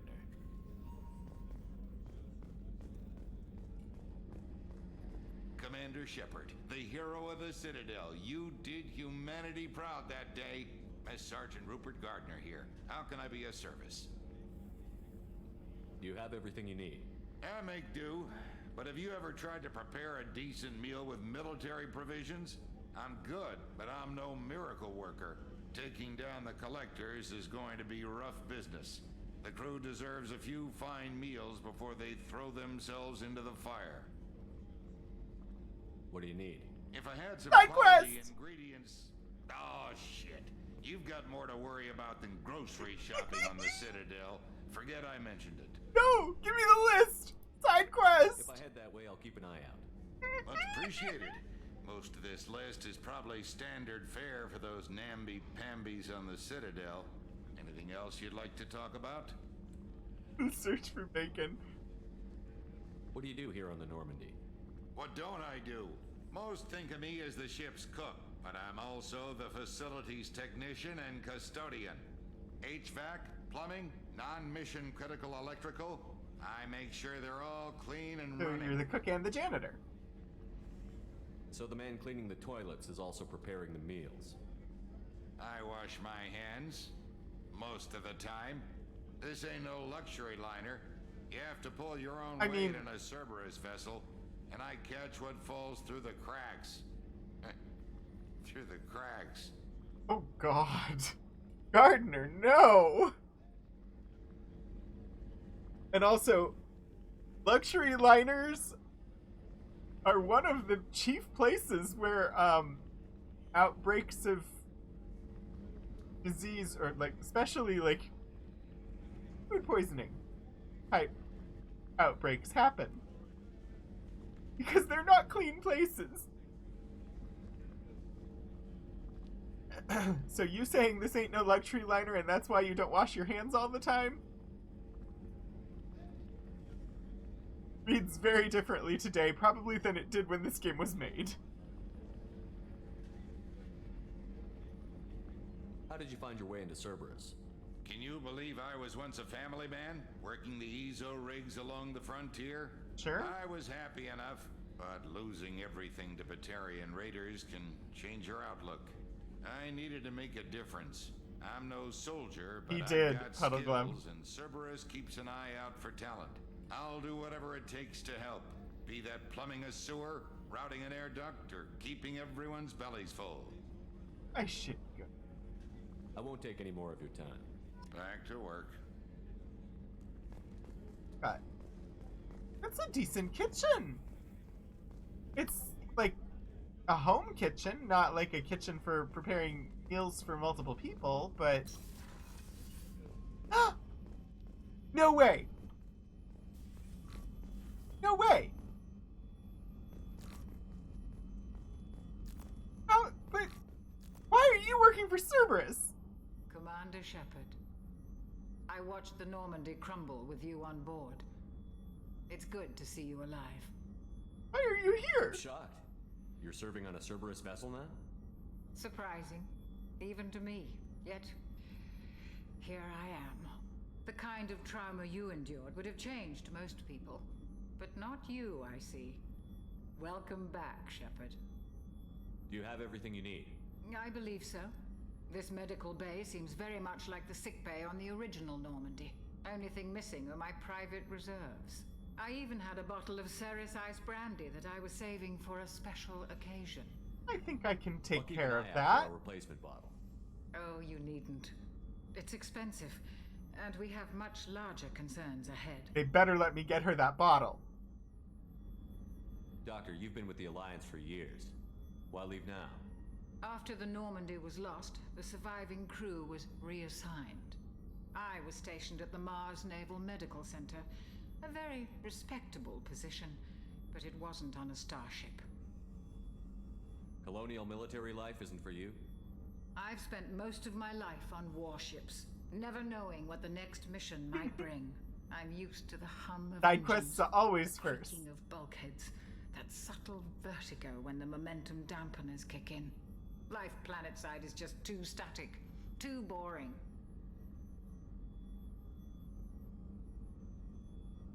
You're not the Cerberus type, Doctor. I don't work for Cerberus. I work for you. Ooh. On a mission that may be crucial to the survival of the human race. I have faith that your dealings with Cerberus will be ethical. I trust you, Commander. Aw. I like Chakwas. She was such a minor character in the first one. She'll probably be a relatively minor character this time, but I like her still. Now, can we talk about these scars? Can you get rid of them?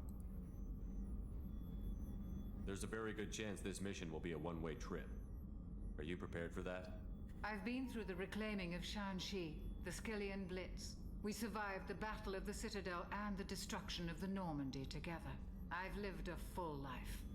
No regrets. I'd like to make sure the crew gets the same opportunity. Go. I'll see you later, He Doctor. doesn't say I should go. Commander.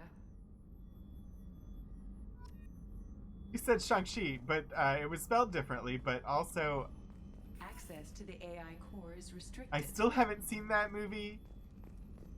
Another, 12 days. 12 days, and I can watch it on Disney+. What's this area of the ship? The sick bay. It is equipped Oh. to provide short-term emergency That must be why the care. doctor's In the event of critical here. Injury, personnel must be transferred to a fully equipped medical facility. Sorry. I channeled my D&D character for there.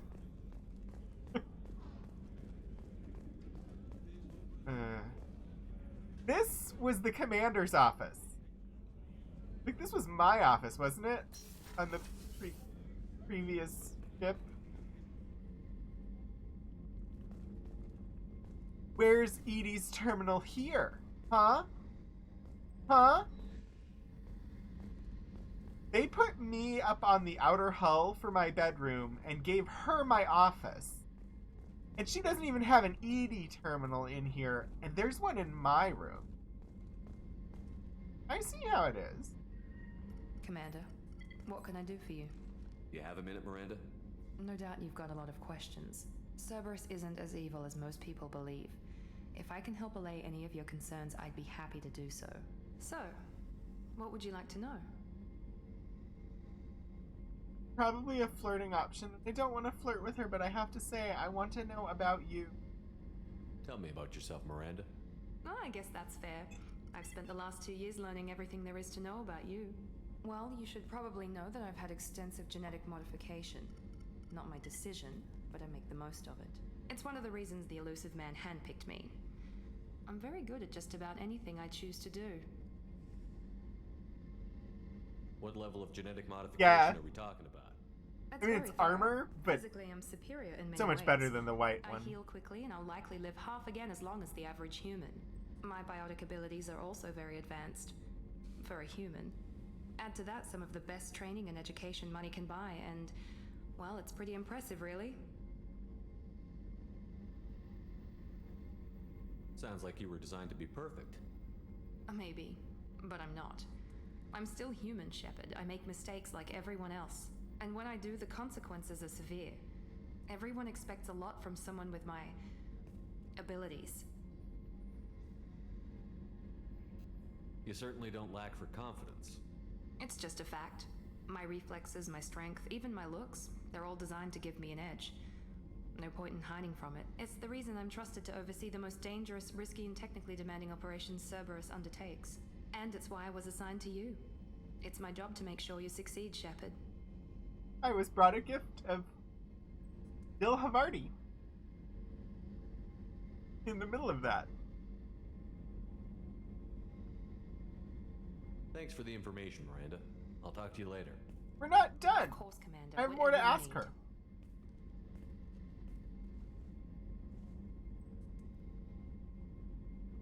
Commander, what can I do for you?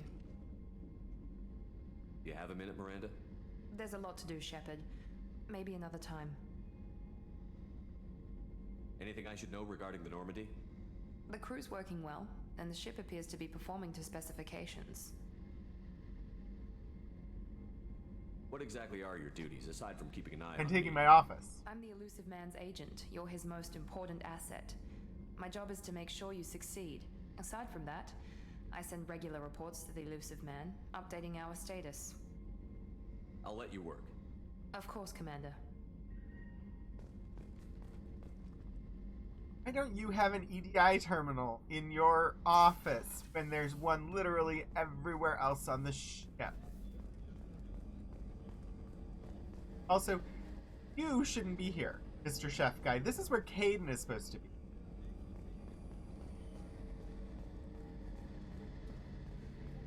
Main battery. A gunnery officer is required to access the gunnery control station. Only half of this deck, right? Miranda's cabin. Not Miranda. Medical. Hey, we still have all of that to go.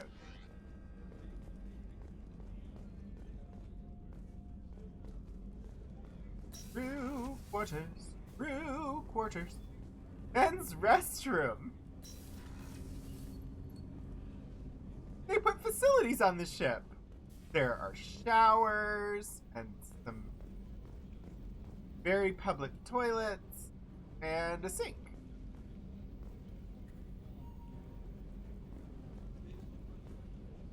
I wonder how these function for all of the alien species. Port observation deck. The port observation deck is closed until needed. Access to life support is restricted. We're gonna have to fight ED, aren't we? I don't... Okay, sure. Shepard, the men's restroom is on the port side of the ship. I mean, they're identical. Why did you have to gender them? It's literally an exact mirror of the other restroom. The starboard observation deck is closed until needed. Oh, she's a cutie. How old? She'll be a year old next month. Oh, you'll miss her first birthday. Well, my family lives in New Canton. Oh, that colony's on the edge of the frontier.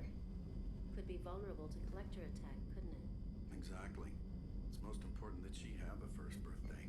That's why I'm here. So, a very real threat. Lockers and bunk beds. Lockers and bunk beds. Okay, that is definitely the bed that I would want.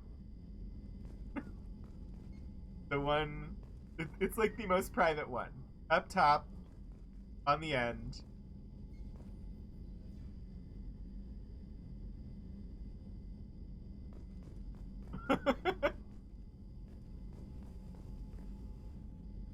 Like, you don't get the same... You don't get a cabinet, but it's worth it to have the private bed.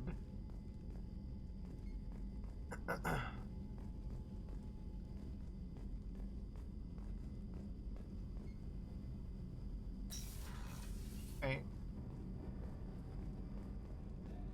Reminds you of the chamber from Event Horizon. Yes, that was floor 3. Just the engineering deck to go.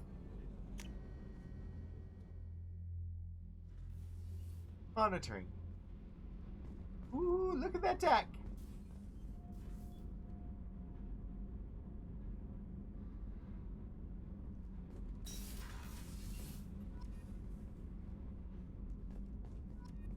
Alright, Edie. What's this area of the ship? Normandy's cargo deck. It includes facilities to rearm and repair Normandy's embarked ground vehicle and shuttle. My last ship didn't need a shuttle. Why do we have one? This ship is nearly twice the mass of the previous Normandy. It is more difficult to land the ship on high-gravity worlds. Okay. Access to this room is currently restricted. Everything's restricted. Everything! Why? My ship let me go everywhere. Access to this room is currently restricted. No, I'm in command. I should have access to everything.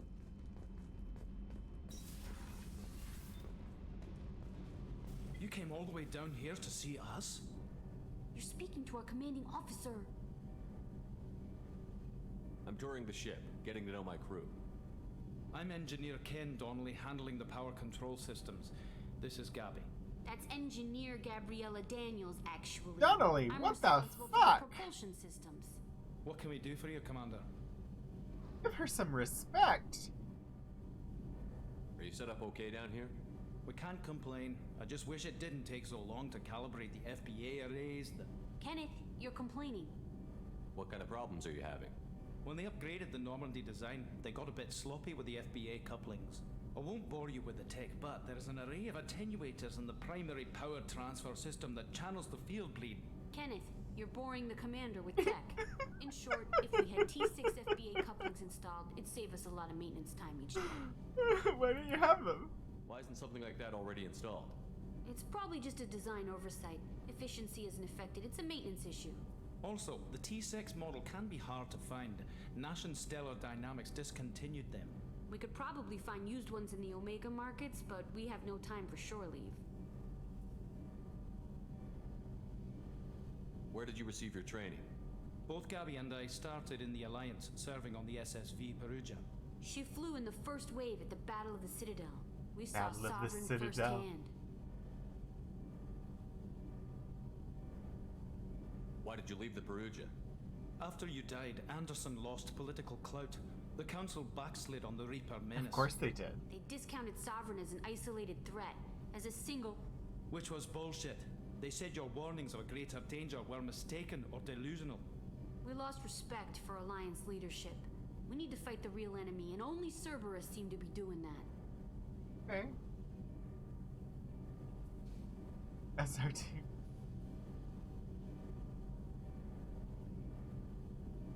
Bigger. How did you wind up with Cerberus, Ken? Once you were gone, the Alliance brass descended like vultures, tearing apart everything you'd said.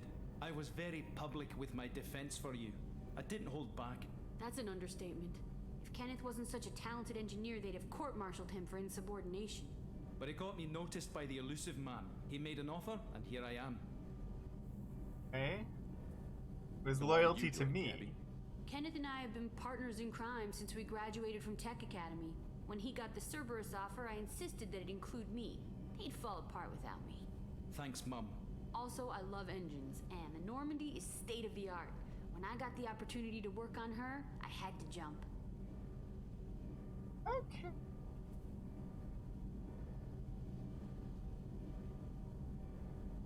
What do you think about Cerberus? Actually, we don't know much about the organization other than the Normandy team. We know our mission and who's in charge. We're off to kick the Collector's right in Ken's her their gay daddy best bags. friend. That's enough for me. She couldn't let him go off without her. Do, Commander. It's Fitzsimmons. Yes! It's Fitzsimmons! I'm amazed Shepard came down to see us. I told you he would. They are very much Fitzsimmons. What's this area of the ship? This is main engineering, which contains the ship's main fusion plant and Mass Effect core.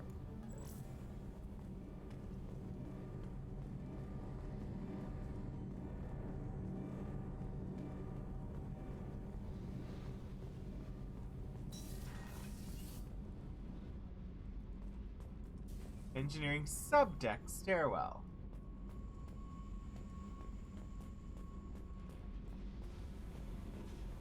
Oh. It's gonna suck to fight in here. I'm absolutely certain it's gonna happen at some point. But it's not gonna be fun.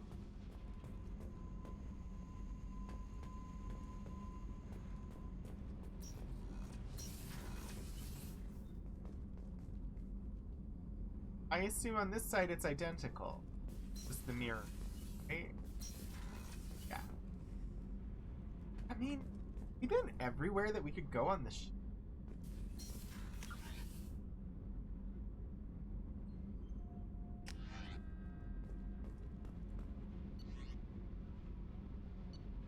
Back to the CIC.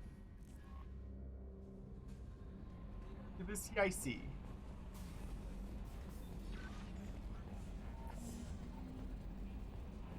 That's so pretty. Okay. We got a lot of codex.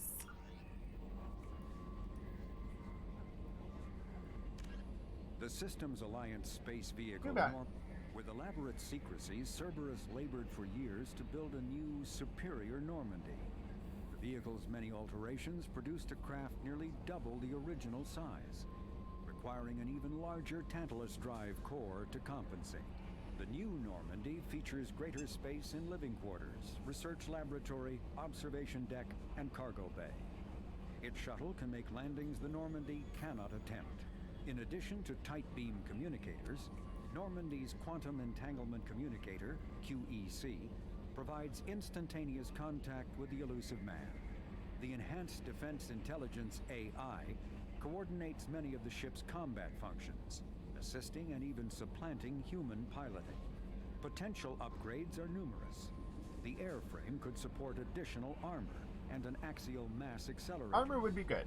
The thrusters could support recent advances in fuel technology beyond H2O2 chemical rockets.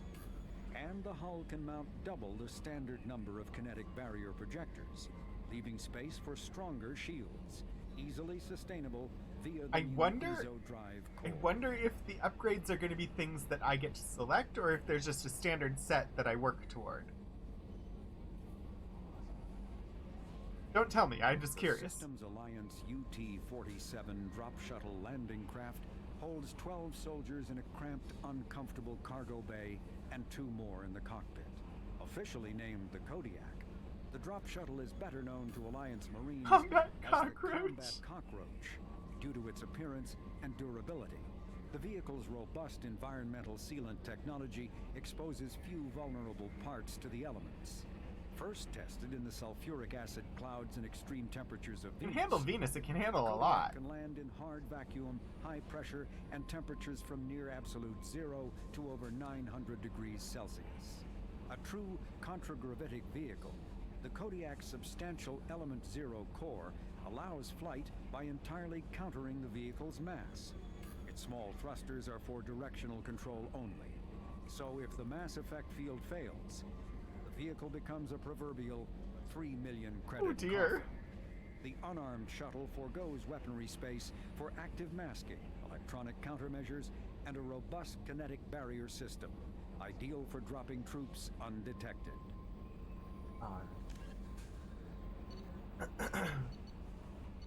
Got a couple entries. Aliens. Non-council races. In the early 20s, Collector. living beyond the Omega-4 mass relay in the Terminus systems, the mysterious Collector species is glimpsed so rarely as to be taken for a myth by most in galactic society. In reality, Collectors are human. They look like the snakehead guards from Stargate. And can resemble massive winged beetles. They are a terrifying force in the galaxy, responsible for the murder of hundreds of thousands. Collectors generate permanent stasis fields around themselves, creating nightmarish red-shifted energy fields.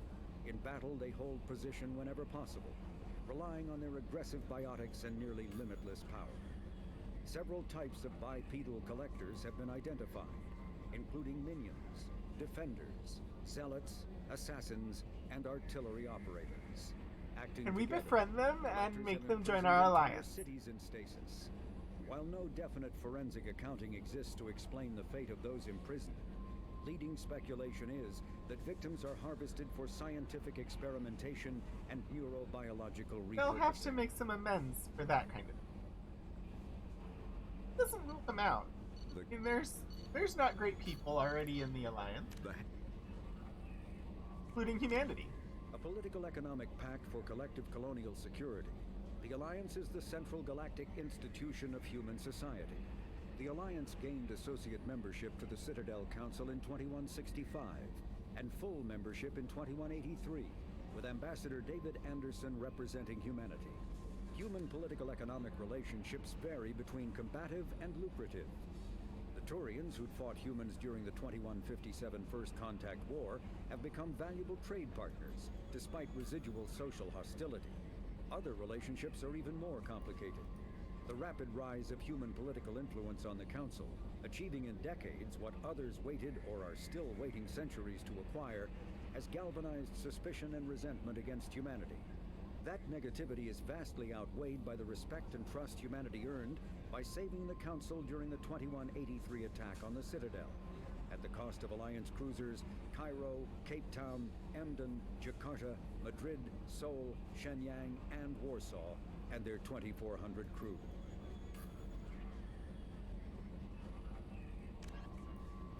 That's all the primary ones. Got a couple of secondary ones. Cerberus Project, Overlord, Planet Aite. 2 beautiful moons, 1 spectacular ring, 0 neighbors. Says a popular advertisement for the Terminus system world. Aite is known for its sparsely settled population, despite being a garden planet with a colony nearly a century old. Blessed with a mild climate, wildlife no more dangerous than that on Earth, and soil and bacteria amenable to imported plants, Aite would appear to be an unexploited paradise. However, it is unpopular for 2 reasons. The first, and most obvious, is that its moon, Litai, is in an unstable orbit that will lead to a planetary impact and an extinction-level event within the next 2 centuries. As such, all investment in the planet is short-term, and the biggest business is selling off the local biota to the highest bidder. The second drawback is the level of violence on the planet. Like the rest of the Phoenix Massing cluster, Aite was briefly considered part of Citadel space during its first wave of colonization. However, when the colony broke off to become an independent planet in 2133, the Council let the doomed planet go with less than a day of debate. Free from any real governing body, Aite's history has since been filled with wars between small frontier town city-states over its resources. The result is a dangerous world where the average citizen is expected to be self-reliant to the point of fending for themselves against cutthroat corporations, strong-arm militia groups, and even Geth incursions. The fighting is so frequent that the name of the planet itself has changed more than 11 times. In a sign of blunt indifference, standard Citadel galaxy maps refer to the world by the name given to it by human colonists in the latter half of the century. Alright. I think instead of Aite, we'll just call it Planet Ait from now on. Planet Ait. Ships and vehicles. We already know about FTL drives, space combat, pursuit tactic. Depending on light, sensors cannot detect objects moving at faster than light speeds. No ship can be detected at interstellar ranges. Detection at interplanetary ranges suffers from light speed lag. Observers see ships not where they appear to be, but where they were when the light bearing their image left them, minutes, hours, or days before. To counteract light speed lag, battle fleets surround themselves with spheres of screening and scouting frigates. I mean, light speed lag would definitely be an actual thing in science. Pursuers cannot detect ships and directly intercept them. Instead, pursuers track where objects were, where they were heading, and at what speed they were moving. Such data reliably predicts an object's future location, and for pursuit along its light-lagged wake. Ships trying to evade pursuit follow erratic, zigzag courses, requiring pursuers to make stops to update their projections.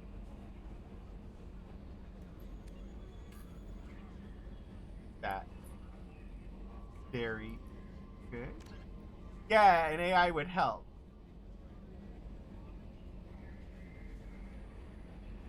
Alright, and we have technology.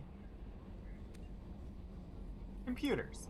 Haptic Adaptive Interface. Advances in computing have done away with traditional input devices like keyboards.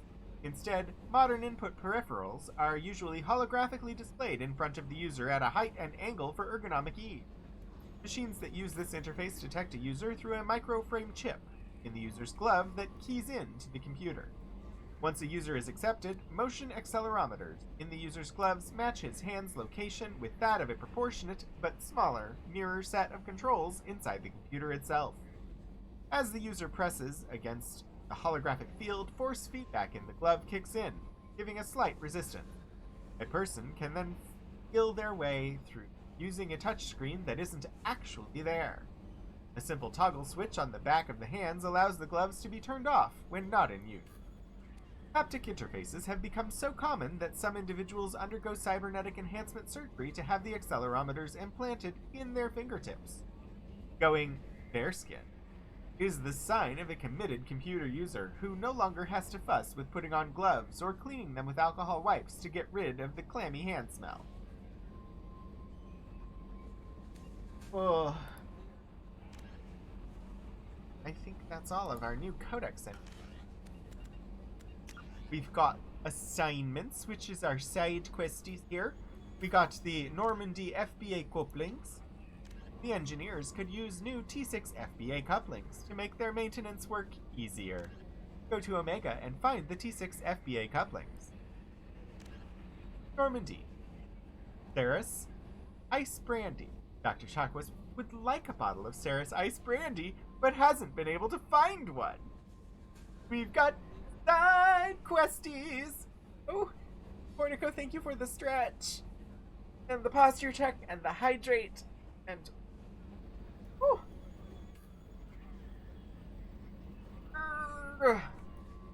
Whew, that feels good.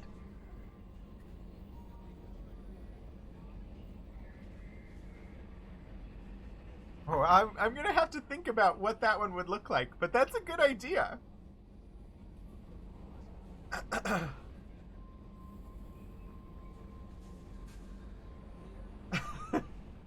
Because I do the side quests.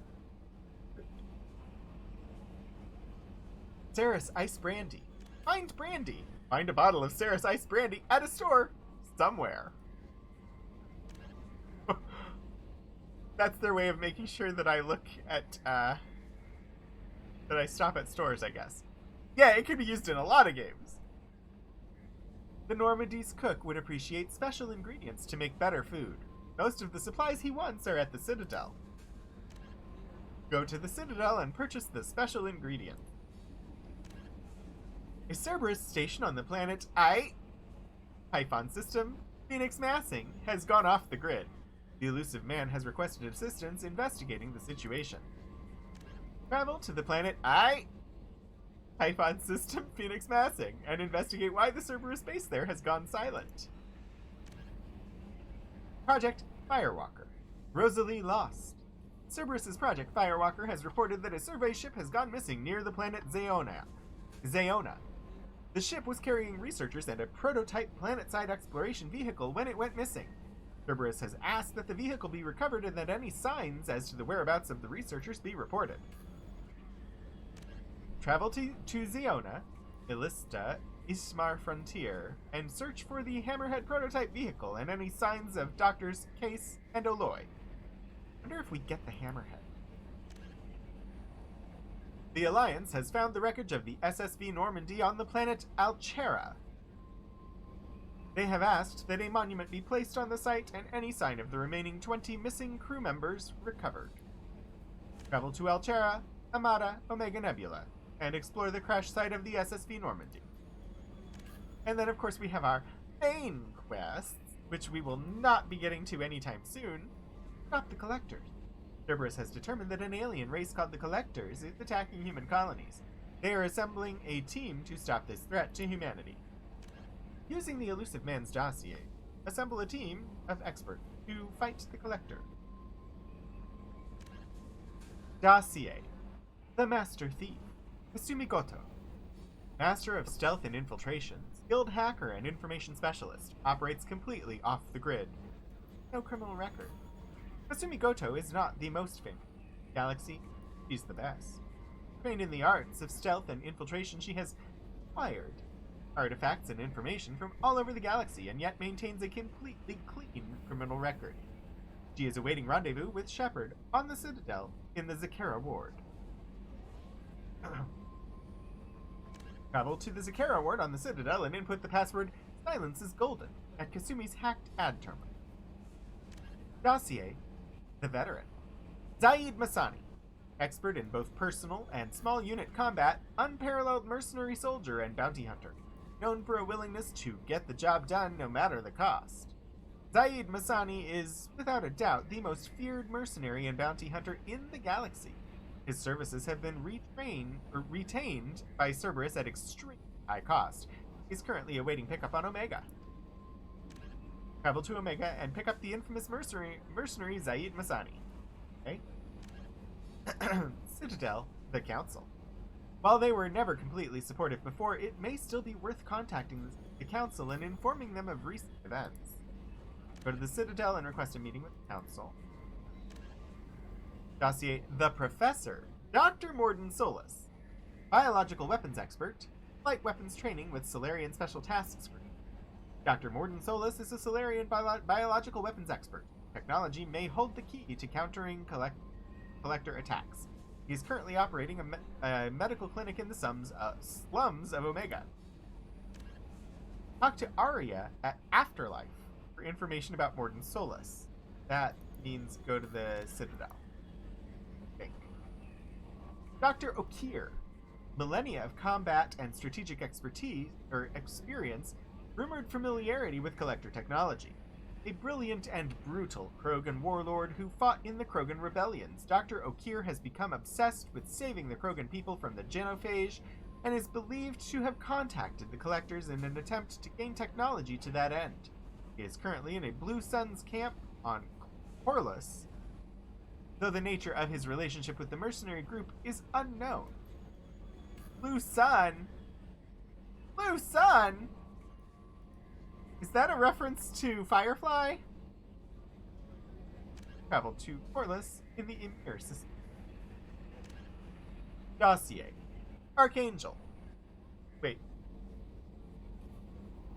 The X-Men are in this? My brain says X-Men when I see Archangel. Sorry. Small unit tactical expertise. Omni-tool expert and noted sniper.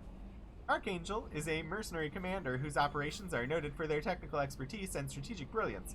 He is responsible for high-profile attacks on gang leaders on Omega and can likely be found there. Travel to Omega in the Sarabarik system to find Archangel. And Dossier: The Convict. Jack. No last name known. Exceptional biotic ability. Note: criminal background, currently in custody. Jack is rumored to be the most powerful human biotic ever encountered. Very little additional data regarding Jack is available, except that the subject has a history of violence and should be approached carefully. Currently, Jack is being held on the Turian prison ship Purgatory. Cerberus has negotiated for the prisoner's release. And I'm just gonna guess, based on the way that this is written, that the game designers assumed that with a name like Jack, the player would assume male gender. So I'm going to assume at this point that when we encounter Jack, Jack will actually, in reality, have female gender. Because that seems like something a game designer would do. Go to the prison ship Purgatory and pick up the convict. So, I'm making that prediction now because I often predict movies and television shows, and I have to predict in advance so that my husband knows that, yes, indeed, I did predict what they were going to do. Making that prediction. Mobius. I wonder what we should do first. I think we go to SSV Normandy crash site first. Alchera, Amada, Omega Nebula.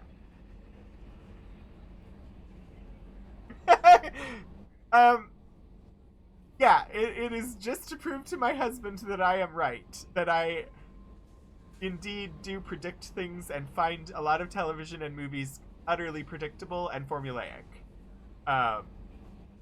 So, yeah. I do the same with novels. Reading a novel, I can tell where it's gonna go.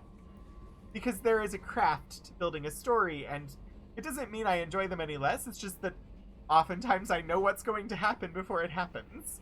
And so it takes a lot to catch me off guard and actually shock me when I'm doing it. Some tropes are obvious, some not so much. Yeah. Alright. Amada Omega Nebula. We're going to Alchera. Amada Omega Nebula. Oh! But first, I have points to spend! And spending in some cryo ammo for me. Because I like the cryo ammo. Sure. Alright. I think somebody did tell me to save, so I should do that. And then I think we visit the map for the first time in this game. Galaxy map. Hi, Scribbler. How are you? Oh, I love the new emote.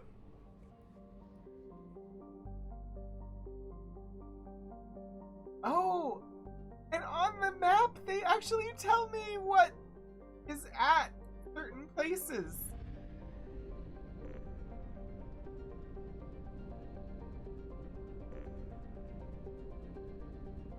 This is... Okay.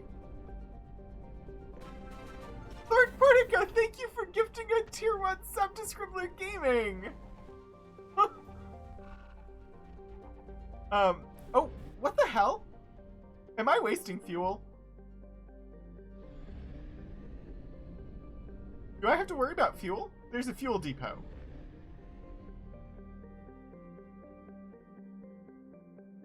This looks like just a system. Navigation is very different here. I'm in Cereberic.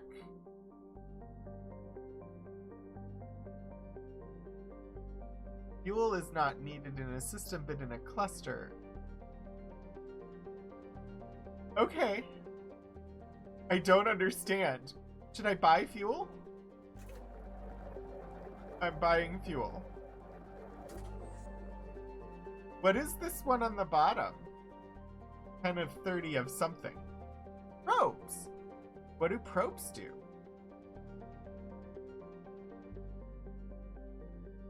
I don't know what probes do!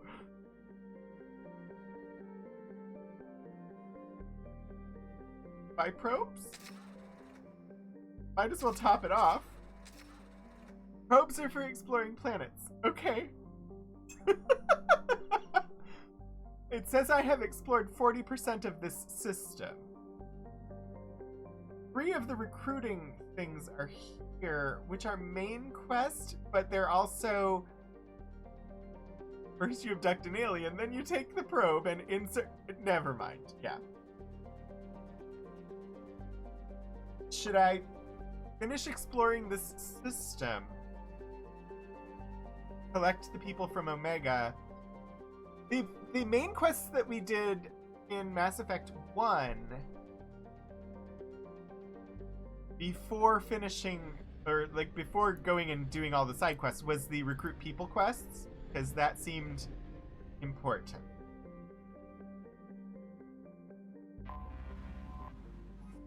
Bindur. If it were closer to Cereberic, Bindur would have an atmosphere of carbon dioxide and ethane. In the deep cold of the outer solar system, however, both elements have long since frozen to the ground. Orbital distance 6.12 AU, orbital period 27.7 Earth years, radius 4,907 kilometers, day length 53.3 Earth hours, atmospheric pressure trace, surface temperature minus 224 Celsius, surface gravity 0.55 G. I preferred beautiful artwork from the last game. With the planet, like, in the corner, and it was all gorgeous. Okay, this seems very much like Andromeda.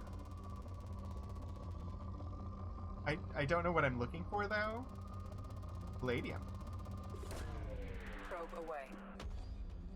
In research projects, platinum is used to upgrade sniper rifles, shotguns, and medical equipment. Oh, so platinum. I got some platinum?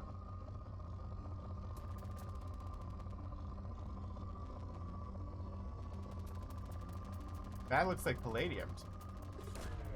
Launching probe. In research projects, palladium is used to upgrade heavy pistols, armor, and cybernetics.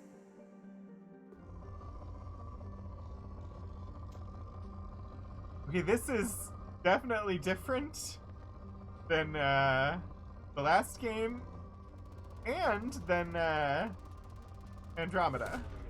Probe launched.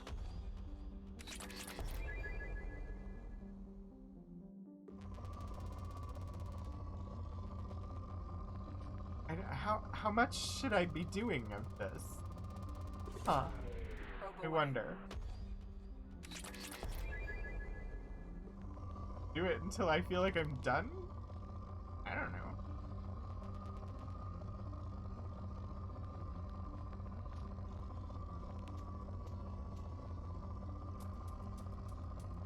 It looks like a decent source of palladium. Probe launched.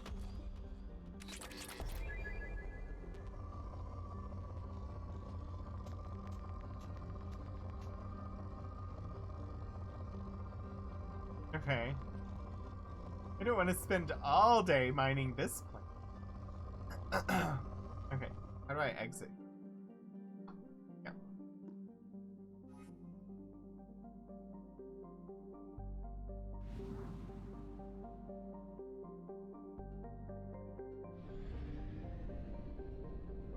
%60 explored. Enter orbit. Pretty blue world, Imorcan. A standard methane ammonia gas giant, Imorcan is the main source of helium-3 fuel for ships coming to or from Omega. Most of its fueling stations are run by criminal cartels, who engage in cutthroat, sometimes literally, pricing wars. Imorcan is also widely known for its layover station, where pirates in a hurry can find fuel, ammunition, intoxicants, gambling, and sexual companionship at any hour. Orbital distance 3.4 AU. Orbital period 11.5 Earth years. Radius 53,491 kilometers. Day length 18.7 Earth hours.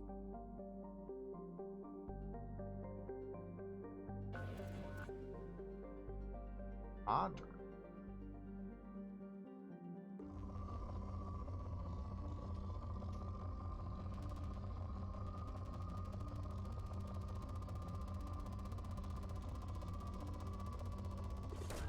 I know how to launch the probe thing. I figured that out on my own. I just don't really know what I'm doing yet. Like, why am I launching probes? Why do I need to do this? I guess because you want me to? Probe launched. In research projects, iridium is used to upgrade heavy weapons, submachine guns, and assault rifles.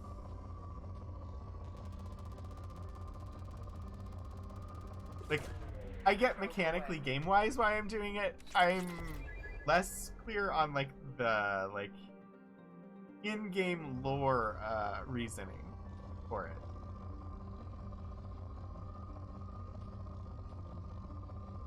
In Andromeda, doing the mining stuff made total sense. It was like, oh, here we are in this different galaxy. We need to collect resources to be able to build. Launching probe. I guess my corporate owners want me to do this.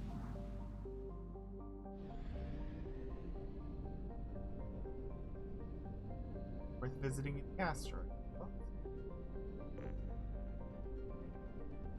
Guess Omega is the thing to visit the asteroid belt. Enter orbit. It's so I can shoot a planet! Urdak. Urdak is a close-orbiting brown dwarf. Most red-brown dwarf binary systems have an average separation of 8 AU.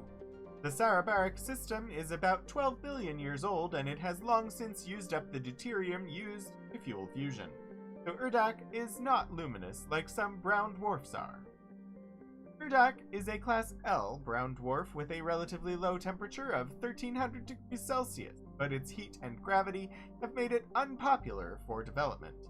There are rumors that the heads of several of Omega's crime syndicates maintain private residences on various moons. Whatever the truth of the matter, battles between syndicate vessels are often observed around the ring plane. News outlets on Omega maintain satellites at Urdok's Lagrange points for real-time coverage of these battles, which garner high viewer ratings. Orbital distance 0.8 AU. Orbital period 1.3 Earth years. Radius 72,512 kilometers. Day length 19.2 Earth hours. 12 billion is old, yes. Not gonna.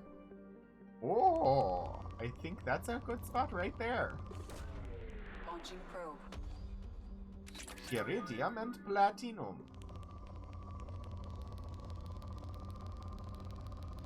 Yellow on the iridium. Launching probe.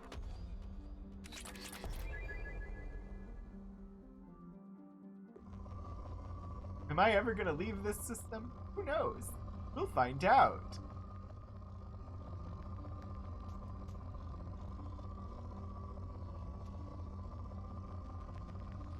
That's an interesting spike. I mean, it's low level, but it's got multiple things in it. Launching probe. I don't know if that was actually worth it, but we did it anyway. That is a significant palladium spike.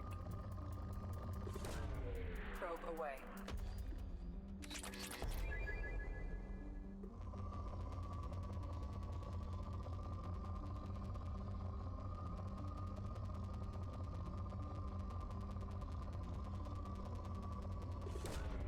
Launching probe.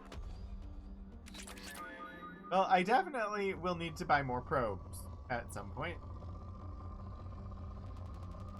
Apparently, I'm using them a lot. Probe launched. Well, let me top out that platinum bar, huh?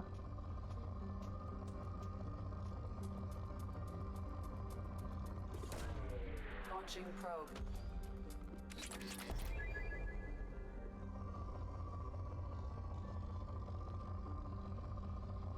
Okay, I think somebody could lose their entire day doing.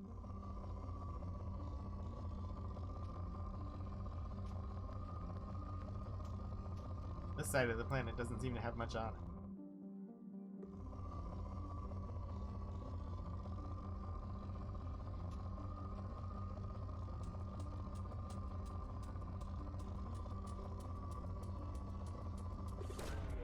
Probe away.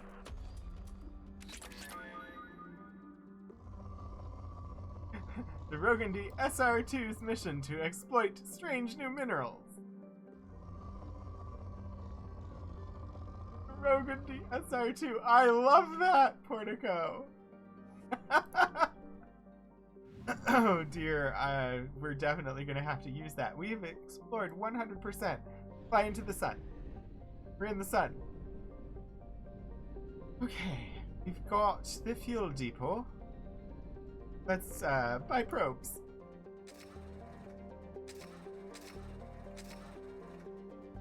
There is a mass relay where I can jump from. The Omega 4 relay. I don't know what that's all about. Do I recruit people? I'm gonna go to the crash site. Like, maybe I should because I'm here already. Omega.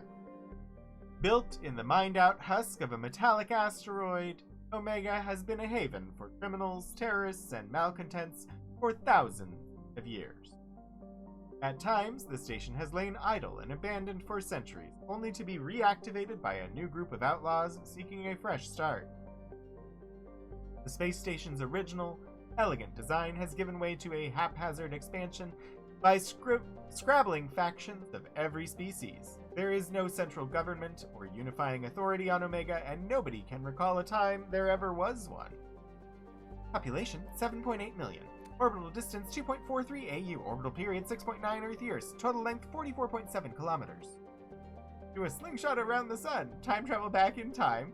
Use the SR2 to smack Sovereign about. Head home for some tea.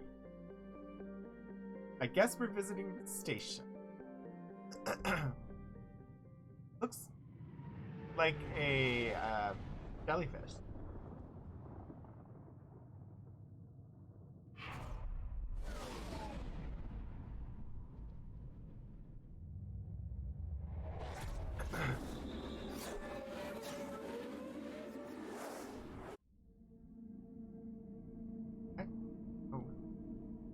I guess I have to pick a squad. I guess I only have 2 choices. Yeah, sure. Take them.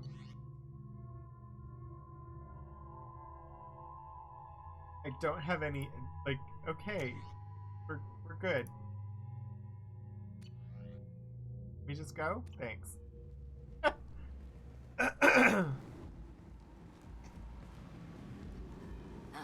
Welcome to Omega. You're new here, aren't you? I can always tell. Allow me to... Oh, hello, Mocklin. I was just... Leave, Fargate, now. Of course, Mocklin. Whatever she wants. Blasted scavengers. Welcome to Omega, Shepard. You know who I am? Of course. We had you tagged the moment you entered the Terminus systems. You're not as subtle as you think. Aria wants to know what brings a dead Spectre to Omega. I suggest you go to Afterlife now. And I am dead. yourself. Where else would I go but Afterlife? I'll keep that in mind. Afterlife now. I'm receiving quarantine warnings about the slums where Dr. Mordin Solus runs the clinic.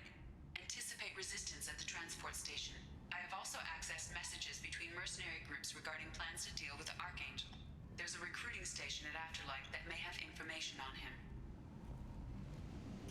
Well, this is big. I feel like recruiting missions for crew members are kind of like side quests.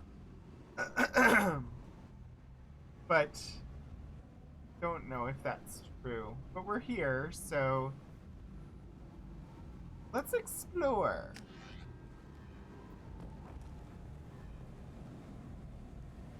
And they lead to more side quests. Oh, look at our pretty ship.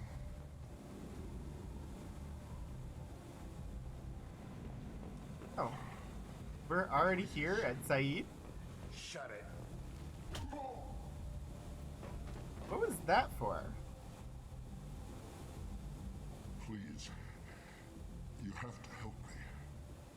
No one said you could talk, jackass. You Zaid Masani? Yeah, that's me. You must be Commander Shepard. Oh, yeah, we have a galaxy to save. I assume you've been briefed. I've done my homework. Cerberus sent me everything I needed to know. My contacts told me you were picking up 1 man, not 2. Batarian delinquent. Pissed off someone rich enough to hire me to go after him. And for my bring him in alive rates even. Please. I didn't do it. I said, shut it. Tried to lead me on a chase all over the systems. He should have known better. These people always run to Omega. What's gonna happen to him? I'm gonna turn him in for the bounty. Don't much care what happens after that. What's your relationship with Cerberus? Easy. Cerberus is paying me a lot of money to help you on your mission. That's the long and short. Not many mercs would take a suicide mission for the pay.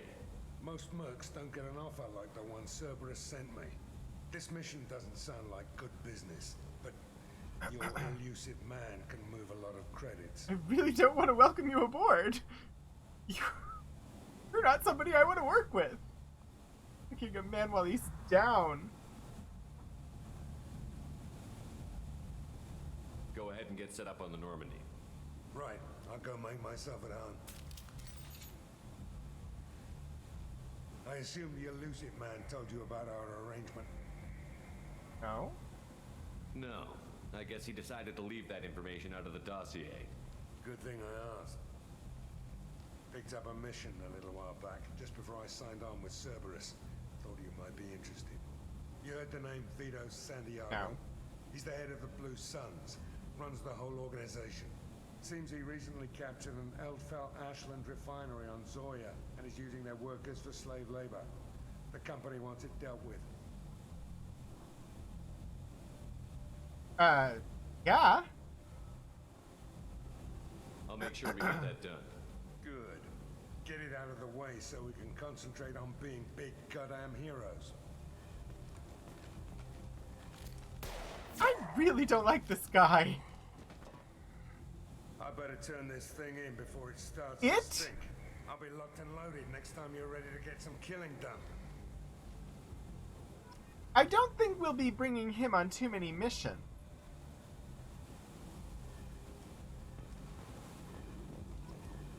Low power.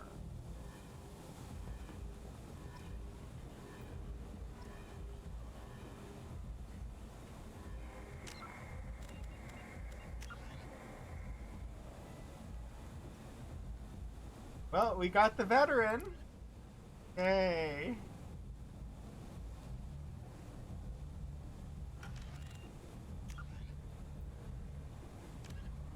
Planet Zoria.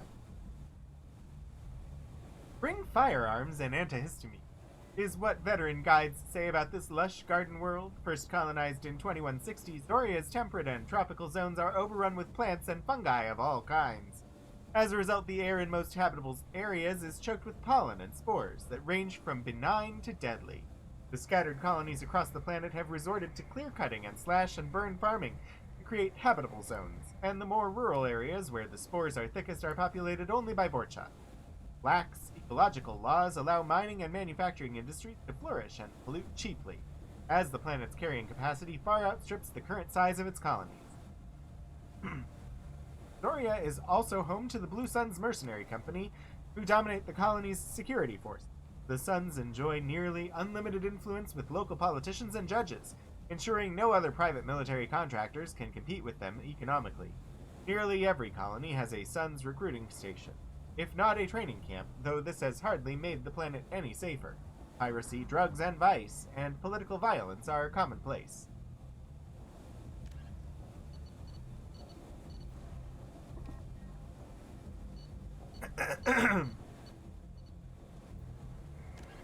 Freedom's Progress. Originally an asteroid rich in element 0, Omega was briefly mined by the Protheans, who eventually abandoned it due to its thick, impenetrable crust. Thousands of years later, nature did what even the Protheans could not. A collision with another asteroid broke Omega in half, exposing its trove of element 0 for easy mining. A rush ensued as corporations and private individuals tried to strike it rich on Omega, and thieves and outlaws followed in their wake. As space became tight, construction of processing facilities extended vertically from the asteroid, creating Omega's jellyfish-like silhouette. To prevent future collisions, the station is ringed with enormous mass-effect field generators that redirect incoming debris. Today, Omega is a major hub of narcotics, weapons, and EZO trafficking, without even a pretense of civilian government or military control. Only mercenary groups have been able to instill a limited order. The most ruthless is an Asari syndicate run by the notorious Arya Of course, T'Loak. the one we're here to find. Or speak to.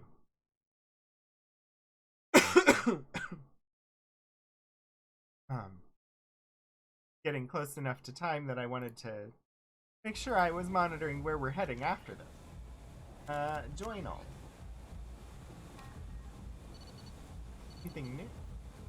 Oh. Zaid, the price of revenge. Before he was hired by Cerberus, Zaid had taken a mission to go to Zoria and liberate the Eldfell Ashland refinery from the Blue Suns. Once his work there is done, he can dedicate his full attention to the mission. Omega, Arya T'Loak. Arya T'Loak, ruler of Omega, wants all important new arrivals to pay their respects to her at Afterlife. May be a valuable source of information. Alright.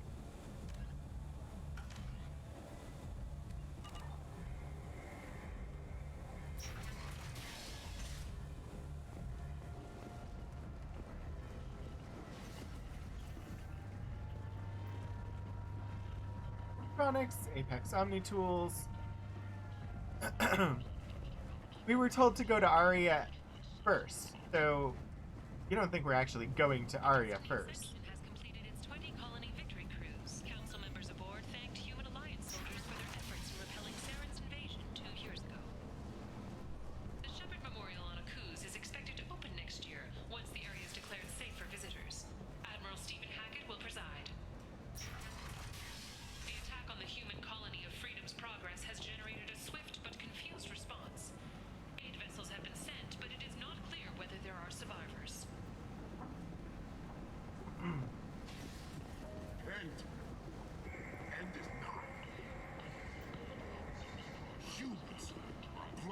galactic purity.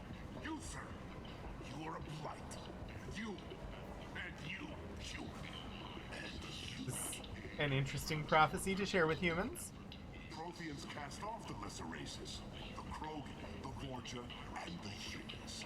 And so they dwelled in filth, on worlds made of dirt, feces. And there they lay until they stumbled into the skies. The lesser races will be our downfall.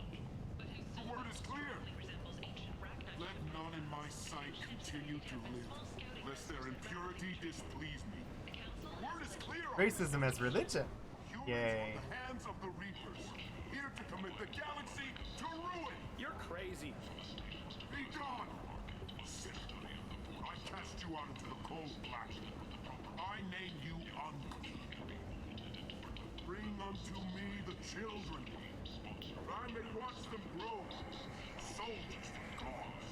Way is clear, my friends. Draw your weapons for the word, or face its terrible wrath. The end times will come, not with a bang, but with a sigh. Those who dip their extremities in the well of sin and vice must repent with fire, oil, and gun. Let not fleshly friendships and base urges compel us to sin and neglect. The word makes its demands, and it demands obedience. Demands fire, oil, and gun. I could use those against you. On this great station, pure shall be rejected, and the lesser races given their places in heaven. This shall be the beginning of fleshy friendships. the end times are upon us. Repent and restore your souls to glory. Humans. Are we repeating now? Galactic purity. You, Yeah. sir, you are a blight. And you, human, and human. Private resident. Access denied. Complaining is pointless, human. There's a plague. Nobody gets in or out. You can't keep me out. I live in there. I'm doing you a favor, lady. If you go in, the guards will cut you down. You can't do this. Everything I own is in that apartment.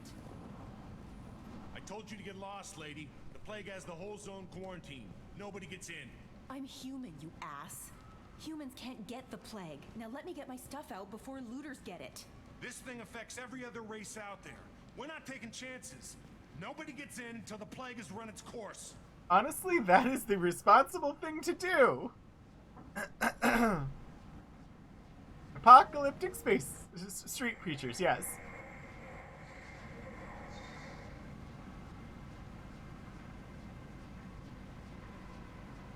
So you're saying the slums are completely sealed off?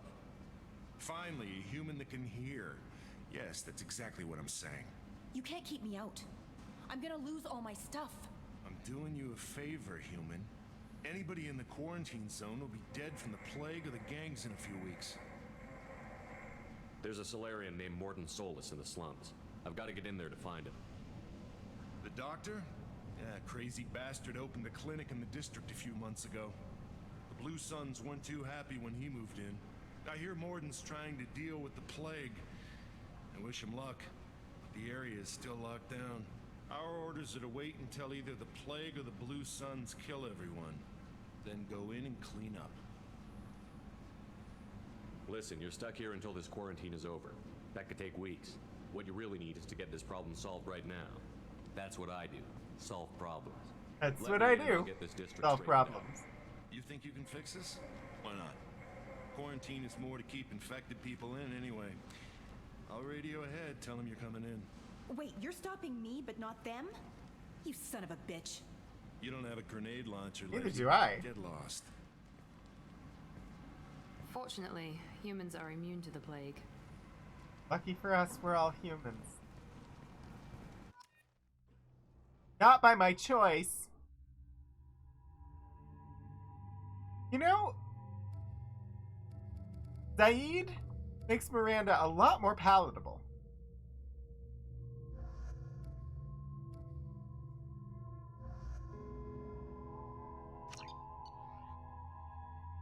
I mean, I think I cause as many problems as I solve.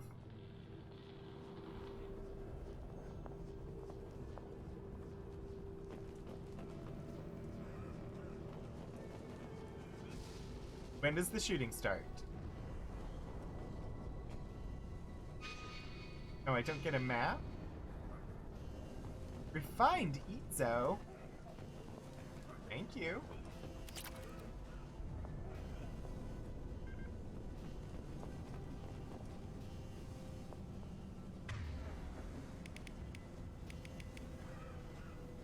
Arc Protect. I haven't used it. I want to get it out and play with this baby.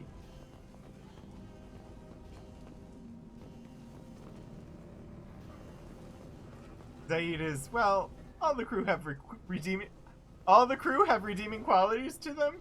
He does not seem like somebody who does. Not from that first impression. Don't shoot. They're cleared to come in.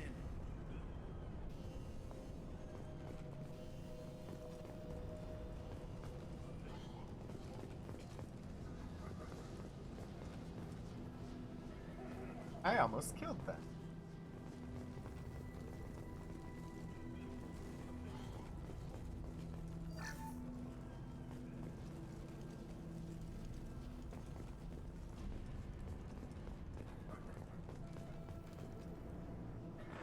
Oh, I heard gunfire. Good luck in there. The Blue Suns and Vorcha are shooting anything that moves.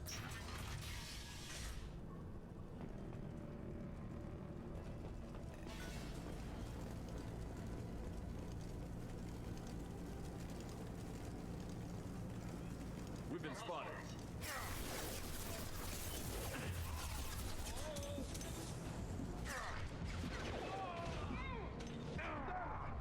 Well, that doesn't seem to be working.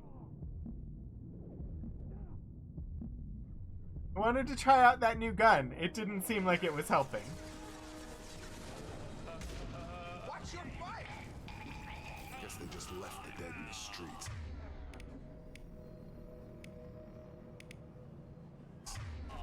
Burning corpse. Trying to sell that gun. Must be trying to keep the plague from spreading.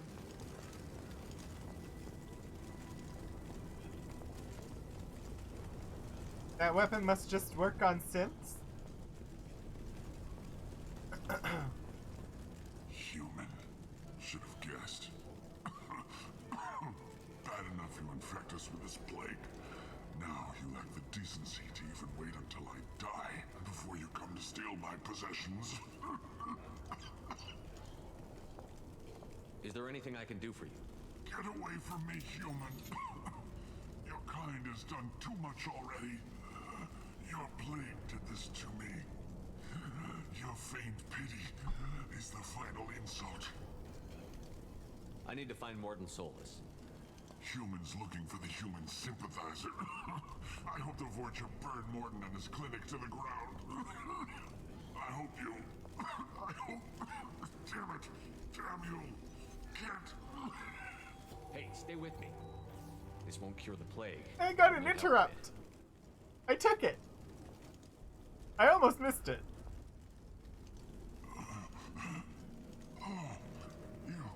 I did.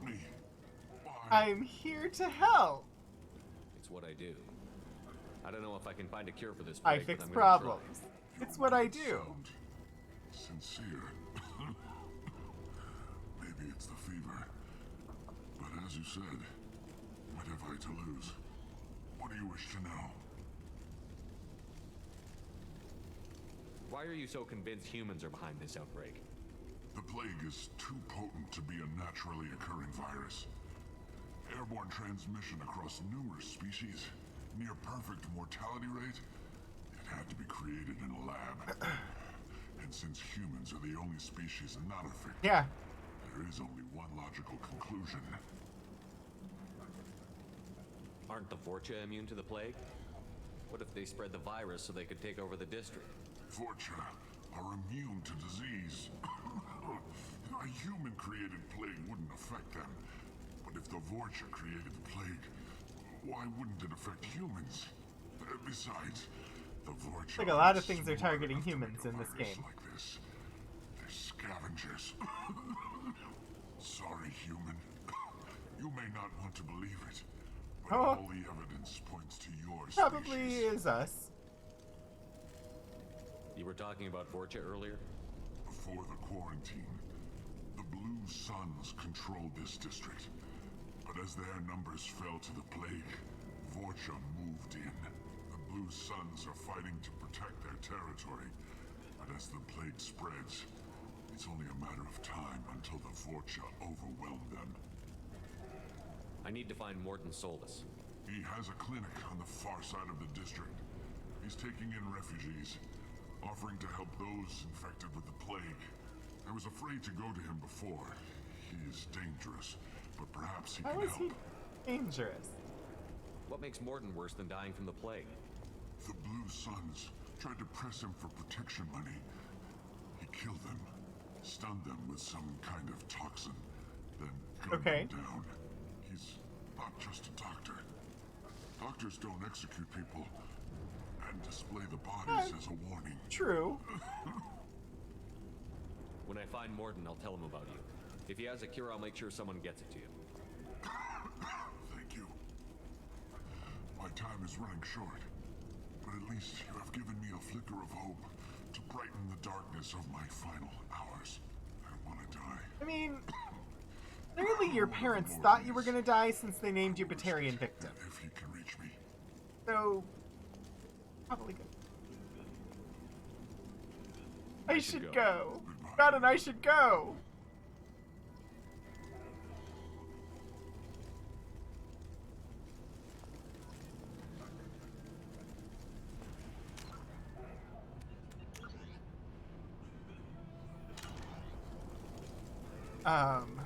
Hey. Don't have a map. Wish I had a map. Why is that? Bank terminal. Let's hack the bank terminal. Find matching code segments. Locate and select the code that matches the code displayed at the top left corner of the screen. Avoid red code. Find all matches before time runs out to hack through security. Locate and select the code that matches the code displayed at the top left. Holy... What? Oh, darn it.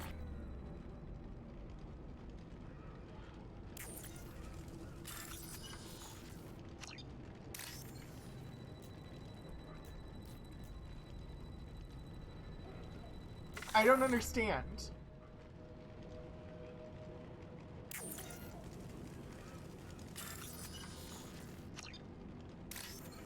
No, I get that. I don't understand how to select it. Oh, there we go.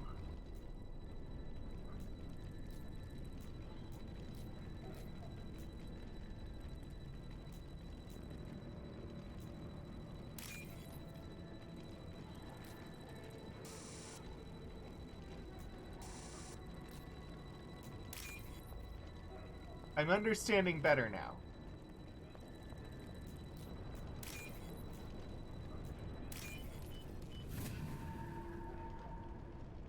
Interesting minigame. Harder than the previous one, but I figured it out. Okay. Mechanical science. Okay, I'm gonna save again. Just because... About time... And... So... Let me go ahead and... we lost sound because this version of Mass Effect doesn't let me have sound when it's not the focus, which is fine. Temporary Archivist Kira warning, 3 minutes to singing boats. Thank you, Lord Portico. Yeah, so we are going to be rating the Gax Pack very, very shortly. They just went live. So I want to say thank you, everybody, for coming by. I'm having a lot of fun diving into this new Mass Effect game. After having finished Mass Effect 1, now we're fully into our undead adventure as the Risen Shepherd in Mass Effect 2. So thoroughly enjoying it. Tomorrow night I will be live once more at 7 p.m. Continuing American McGee's Alice. Woo!